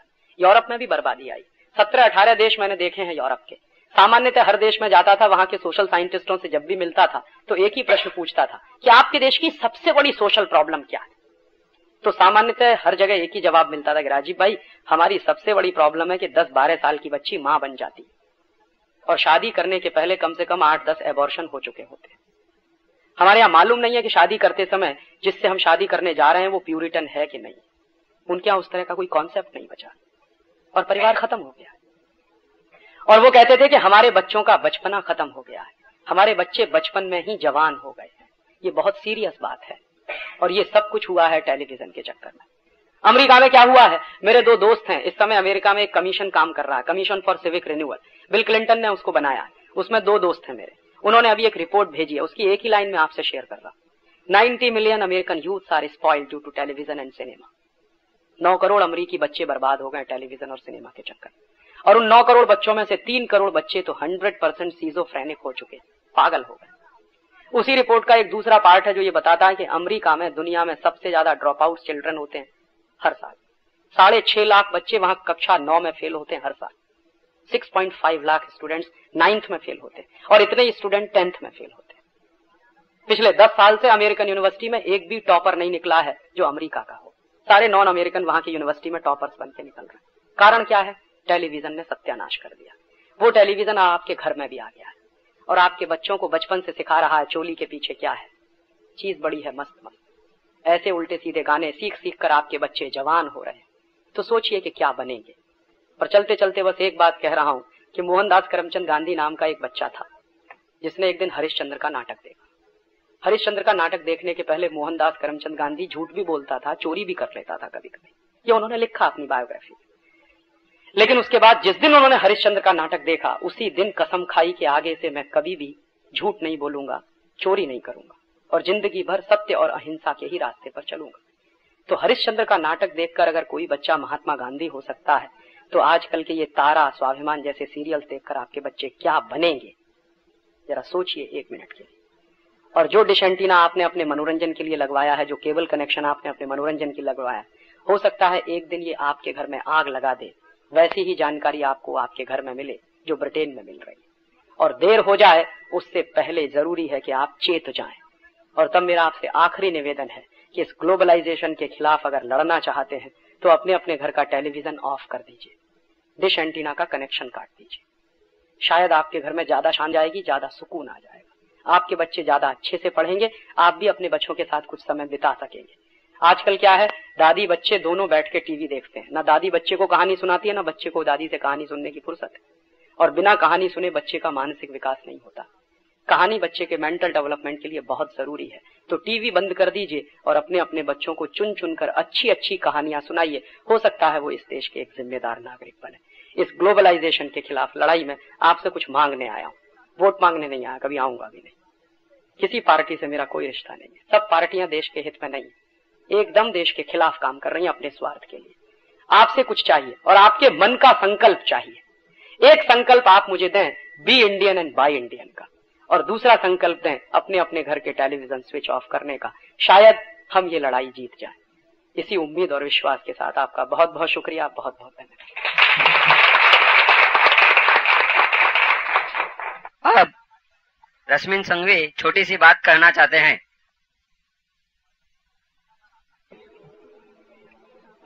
ये ऑडियंस में ज्यादातर लोग मुझे नहीं पहचानते हैं, 3-4 फ्रेंड्स के सिवाय। आपको शायद पता होगा कि मैं, जो 3-4 लोग हैं उनको पता है, आपको ज्यादा पता नहीं है। फॉरेन एक्सचेंज रेगुलेशन एक्ट मेरा स्पेशलाइजेशन है और 89 में मैंने पहले, शायद बंबई में पहले मैंने लिखा था आर्टिकल कि फेरा should be scraped, foreign exchange regulation act निकाल लेना चाहिए। मेरा एम्फेसिस हमेशा इस बात पर रहा था कि भारत के कायदे भारतीयों को जकड़े रखते हैं, हमारे ऊपर बहुत सारे रिस्ट्रिक्शंस लगा दिए हैं और ये रिस्ट्रिक्शंस दूर होने चाहिए। जब 91 में मनमोहन सिंह जी ने कहा कि फेरा इज बीइंग लिबरलाइज्ड, लिबरलाइजेशन शुरू हुआ है, तभी मुझे पहले शौक ये लगा था कि इंडियनों को लिबरलाइज करने के बजाय एनआरआई और फॉरेनर को लिबरलाइज करा जा रहा है, उन्हें ज्यादा लिबर्टीज दी जा रही है, नहीं कि हमें। ये सिलसिला चालू रहा है। मैं एक चीज बताऊंगा कि इसे कहते हैं पैराडाइम कॉन्स्पिरसी, एक षड्यंत्र जिसमें लोगों के विचार करने की शक्ति कुंठित कर दी जाती है या तो उसे बदली दी जाती है। और इसका एक उदाहरण है, जैसे उन्होंने हमारे पर 200 साल से लाद दिया था, जो आज भी हम उससे छूट नहीं सके, कि व्हाइट स्किन वाले लोग ज्यादा बुद्धिमान होते हैं और उनका जन्म ही हुआ है दुनिया के ऊपर साम्राज्य करने के लिए। ये जब हम गुलाम थे तभी भी मान रहे हैं और आज भी हम जब अगर व्हाइट स्किन वाले को देखें तो उसे रिस्पेक्ट से देख रहे हैं।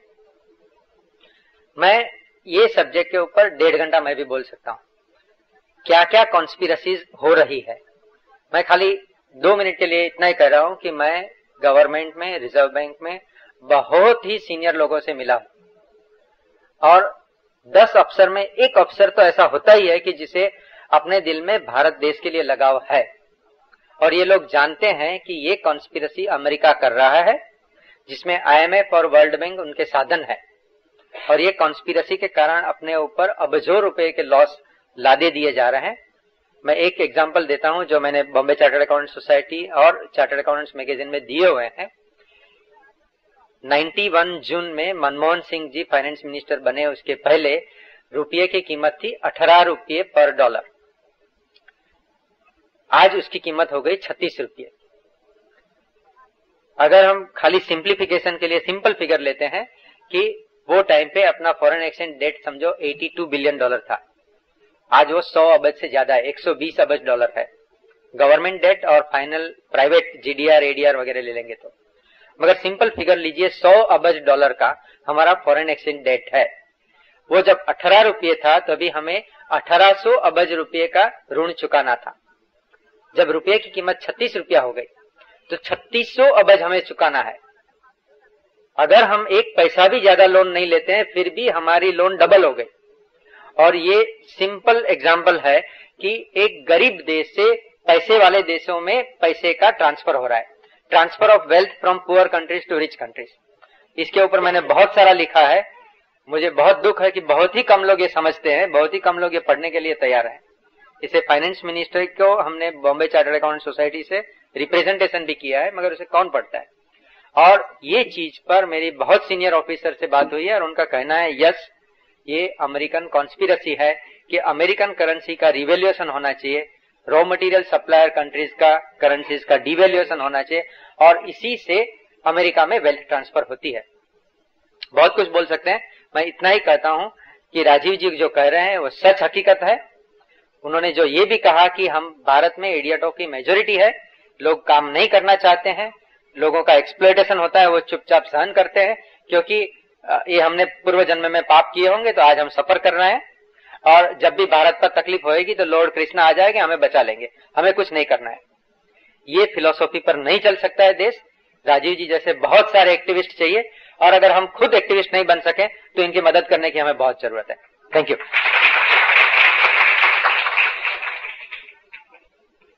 ये 50 साल हो गए जी। फिर भी जब लड़ाई हुई थी तभी जर्मनी जापान सब खत्म हो गए थे और वो वापस ऊपर आ गए, तेरा डेवलप हो गया। But after 50 years of independence we are still. इसमें बहुत एक इंटरेस्टिंग जवाब मैं देना चाहता हूँ। एक बार यही प्रश्न मैंने एक जापानीज से किया था। मैं शायद 91 में एक कॉन्फ्रेंस में गया था, तो एक जापानीज साइंटिस्ट थे, उनसे मैंने सवाल किया कि आपका देश बर्बाद हो गया था सेकेंड वर्ल्ड वॉर में और आपके ऊपर 2 एटम बम गिराए थे, आप कैसे वापस निकले उसमें से बाहर? आपने फॉरेन इन्वेस्टमेंट पे बहुत जोर दिया था, टेक्नोलॉजी पे बहुत जोर दिया था, अमेरिकन मल्टीनेशनल्स को बुलाया था क्या, यूरोपियन मल्टीनेशनल्स को बुलाया था, कैसे आपने डेवलप किया? ये प्रश्न मैंने उनसे किया। तो उसने जो जवाब दिया वही मैं आपसे कह रहा हूँ। उसने कहा कि जापान को खड़ा करने में ना तो विदेशी पूंजी का कोई योगदान है, ना विदेशी टेक्नोलॉजी का कोई योगदान है, ना विदेशी कंपनियों का कोई योगदान है। जापान को हमने खड़ा किया है अपने संकल्प से और आत्मशक्ति से। जो उसने जवाब दिया वो मेरे दिल को इतना छू गया। उसने कहा कि अगर आप मुझे कुछ मार्क्स देने का काम करो तो विदेशी पूंजी, विदेशी टेक्नोलॉजी, विदेशी कंपनियां, इन सबको मैं सबसे आखिरी स्तर पे रखूंगा। पहली बार अगर मुझे चूज करना पड़े तो आत्मशक्ति और संकल्प, ये 2 चीजें सबसे जरूरी होती हैं देश को बनाने में। ये जापानीज लोगों में है। और जापान का फिर उन्होंने पूरा किस्सा सुनाया, कैसे जापान में 1950 से 70 तक स्वदेशी आंदोलन चला। बहुत कम लोग जानते हैं कि जापान में 1950 से 1970 तक एक आंदोलन चला जिसका एक ही मुहावरा था, be Japanese and buy Japanese. उसमें टागुची नाम का एक बड़ा भारी नेता था, उसी ने मुझे बताया कि टागुची का जापान में उतना ही सम्मान है जितना हमारे यहाँ महात्मा गांधी का।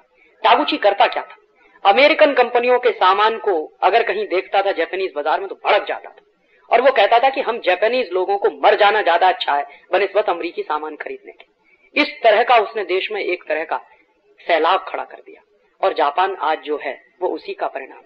ऐसे ही जर्मनी, फ्रांस को, फ्रांस में तो मैं अभी भी देखता था, जिन दिनों में मैं फ्रांस में रहता था, बच्चों को बचपन से वहां फ्रांस में क्या होता है, स्कूल्स में जहां बच्चे पढ़ने जाते हैं हर ब्लैक बोर्ड पे सबसे ऊपर लिखा रहता है be French and buy French, बचपन से।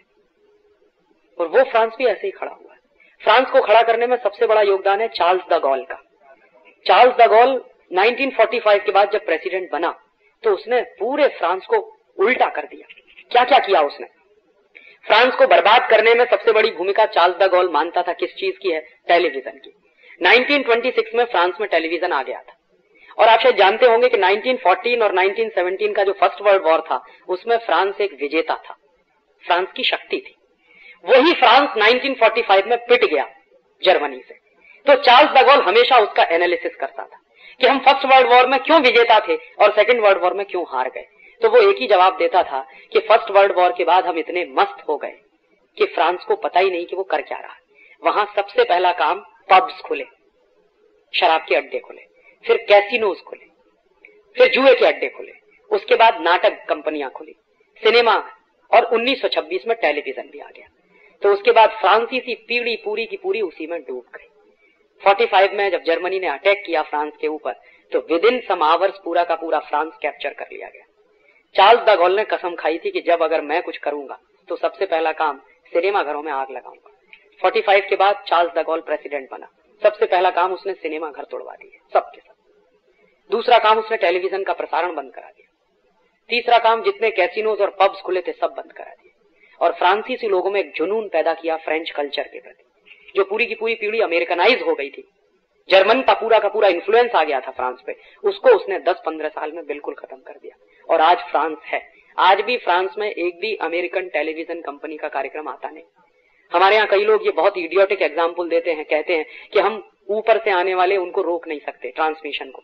मैं एक टेलीकम्युनिकेशन के इंजीनियर के नाते कह रहा हूं कि हम रोक सकते हैं। फ्रांस रोकता, उनके 2 सैटेलाइट रात दिन यही काम करते हैं कि अमेरिका से जो भी वेव्स आते हैं, इलेक्ट्रोमैग्नेटिक वेव्स जो होते हैं, उन्हीं को खत्म करने का काम करता है। तो घुस नहीं पाता एक भी अमेरिका का कोई कार्यक्रम फ्रांस की टेरिटरी में। हम भी कर सकते हैं, उन्होंने वो किया और उसके बाद वो खड़े हो गए। आज भी फ्रांस में be French and buy French का जबरदस्त जुनून है। और ताजा उदाहरण मैं दूं रूस का। रूस बर्बाद हुआ ग्लासनोस्त और पेरेस्ट्रोइका में, 1986 में ग्लोबलाइजेशन और लिबरलाइजेशन। नतीजे निकले, एक देश खंड खंड टूट गया। अब रूस को फिर से खड़ा कर रहे हैं कौन? झिरनोवस्की नाम का एक बड़ा भारी नेता है रूस में।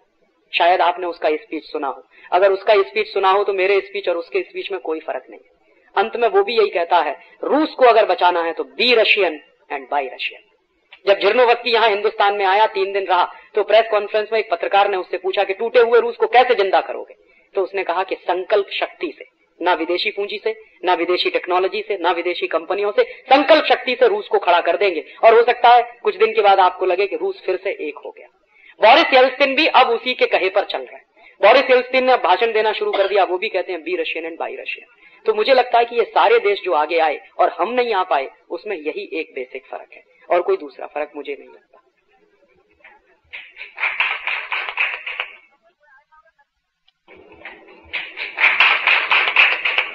आपके पास रश्मि भाई ने कहा कि अमेरिका ये सब कंस्पिरेसी कर रहा है, जापान के साथ नहीं किया, फ्रांस के साथ नहीं किया, लेकिन ये सब करने के ऑब्जेक्टिव क्या हो सकता है? बस सिंगल सा ऑब्जेक्टिव है जो रश्मिन भाई ने कहा ना, अमेरिका और यूरोप के देश ये मानते हैं कि व्हाइट मैन्स बर्डन है, हम दुनिया के गरीब देशों पे राज करें। तो पहले राज करने के लिए सेनाएं भेज देते थे, आर्मी भेज देते, अब राज करना उस तरह से आसान नहीं है। तो अब उन्होंने एक दूसरा तरीका अपनाया है कि वहां की सरकारें हमारे ही इशारों पर अगर चलें तो हमको आर्मी भेजने की जरूरत नहीं। वहां की पुलिस, वहां की मिलिट्री अगर हमारे लिए काम करे तो हमें हमारी आर्मी भेजने की जरूरत नहीं। तो अमेरिका आज भी उसी मानसिक उसमें अवसाद में घिरा हुआ है कि हमको सारी दुनिया पे राज्य करना है। पहले यूरोप इसमें घिरा हुआ था, अब अमेरिका घिर गया। तो सिंपल सा रीजन है। दूसरा एक और उससे ज्यादा महत्वपूर्ण कि अमेरिका और यूरोप में जो वेल्थ है, जो रश्मिन भाई ने कहा, इस वेल्थ को टिकाए रखना उनकी मजबूरी है। और इस वेल्थ को टिकाए रखना तभी संभव है जब गरीब देशों का एक्सप्लॉयटेशन होता रहे। जो कंजम्पशन का पैटर्न है अमेरिकन सोसाइटी में, यूरोपियन सोसाइटी में, अगर उतने कंजम्पशन का पैटर्न अगर हम करने लगे तो ये देश सत्यानाशी हो जाएगा। तो वो कंजम्पशन के पीछे नहीं लाना चाहते। तो आपको एक नए तरह का मुहावरा उन्होंने दे दिया कि तुम तुम्हारी जनसंख्या कम करो ताकि तुम्हारे यहाँ जो रिसोर्सेज बचे उनको हम खाएं। अमेरिका कभी भी ये नहीं कहता कि हम हमारे कंजम्पशन को कम करें, वो हमेशा आपको डिक्टेट करता है कि आप अपनी जनसंख्या कम करिए। तो पहला कारण तो मैंने बताया। दूसरा बड़ा कारण है कि उनके यहाँ जो वेल्थ है वो एक्सप्लॉयटेशन पे टिकी हुई है। और ये एक्सप्लॉयटेशन अगर बंद हो गया तो अमेरिका कॉलेप्स हो जाएगा, कुछ नहीं बचेगा, और यूरोप भी कॉलेप्स हो जाएगा। तो ये उनकी मजबूरी है कि वो उसी कॉलोनियल ऑर्डर को जो चलता रहा है पिछले 500 साल से बनाए रखना चाहते हैं। उसके क्लीशेज बदलते रहते हैं, ईडियम्स उसके बदल जाते हैं, कॉलोनियल ऑर्डर वैसा ही चलना चाहिए। तो ये दूसरा जवाब है उसका। कि सब लोग बार-बार टीवी देखे, उसने का टाइम नहीं मिलता है, वो लोग यूनिवर्सिटी में कोई टॉप नहीं आते हैं, तो फिर इतना सारा सोच कर सकते हैं कि सब पूरे। ये एक इंटरेस्टिंग क्वेश्चन है कि अमेरिकन बच्चे बर्बाद हो रहे हैं, लेकिन अमेरिका में अभी भी कुछ लोग हैं। जैसे मैं आपको बताऊं, शायद आप में से बहुत कम लोग जानते होंगे कि CIA और पेंटागन में काम करने वाला कोई भी कर्मचारी टेलीविजन देखता नहीं और देख नहीं सकता। दूसरी बात, CIA और पेंटागन में काम करने वाले किसी भी आदमी को दुनिया के दूसरे देशों के बारे में जो जानकारियां दी जाती हैं वो अमेरिका के अपने तरीके की जानकारियां होती हैं। और उनका जो दिमाग फ्रेम किया जाता है, जो स्टील फ्रेम उनका दिमाग बनाया जाता है, वो इसी के लिए कि आपको इन सबको डिस्ट्रॉय करना है।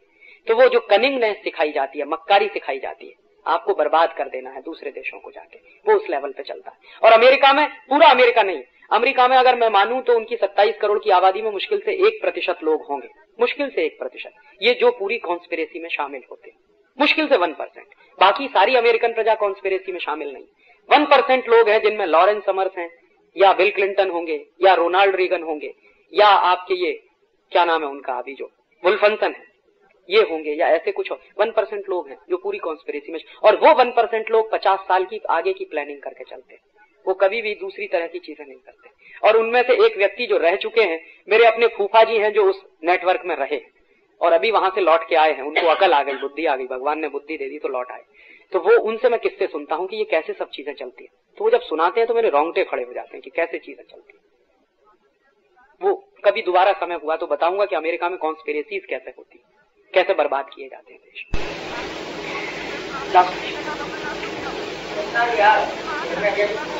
अमेरिका के अंदर लोग कैसे सोच लेते हैं, तो क्या ये बात का सच्चाई है कि वहाँ की जो साइंटिफिक इंस्टीट्यूट है नासा, उसके अंदर 80% इंडियन, 60%, 80% तो नहीं, 60%। तो ये मैं पूछना चाहूंगा कि 60% जो नासा में काम करते हैं उनको हिंदुस्तान में क्यों लाया है? बिल्कुल लाना चाहिए। मैं तो इस मत का हूं कि इस देश में ऐसा एक कानून बना देना चाहिए कि अगर आपने हिंदुस्तान के पैसे बर्बाद किए हैं साइंटिस्ट बनने में, तो आप बाहर जाइए, पढ़कर आइए, उसके बाद आप वहां नौकरी नहीं कर सकेंगे, वापस आके इसी देश में काम करना पड़ेगा। और यहाँ के साइंटिस्ट क्यों सोचते हैं कि हमें अमेरिका जाना है? सिंपल सा रीजन मैंने आपको बताया, धंधा, पैसा। पैसे के साथ साथ पैसा तो जितना हिंदुस्तान में होगा शायद पूरी दुनिया में नहीं होगा। हो सकता है, आपकी बात सही। गणपति के ऊपर 2 करोड़ रुपए का सोना चला, एक बात सही है आपकी, उस तरह से अगर आप देखें तो शायद नहीं होगा दुनिया।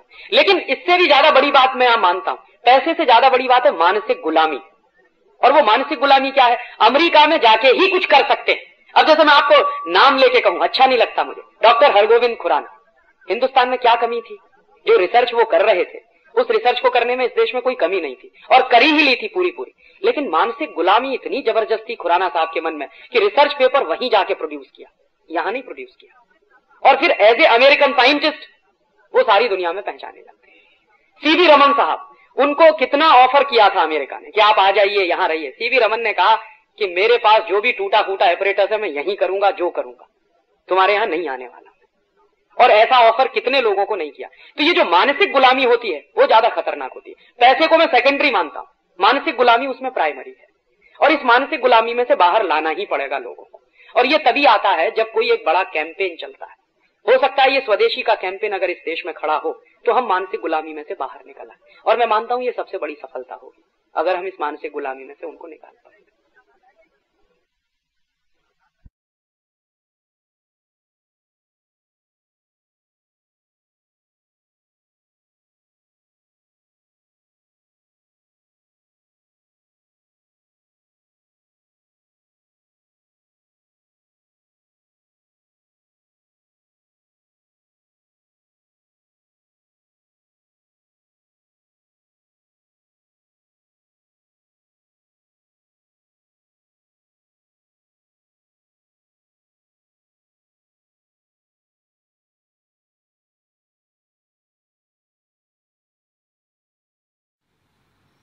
दोस्तों, सबसे पहले तो चैनल सब्सक्राइब करें, फिर लाइक, कमेंट और शेयर करें।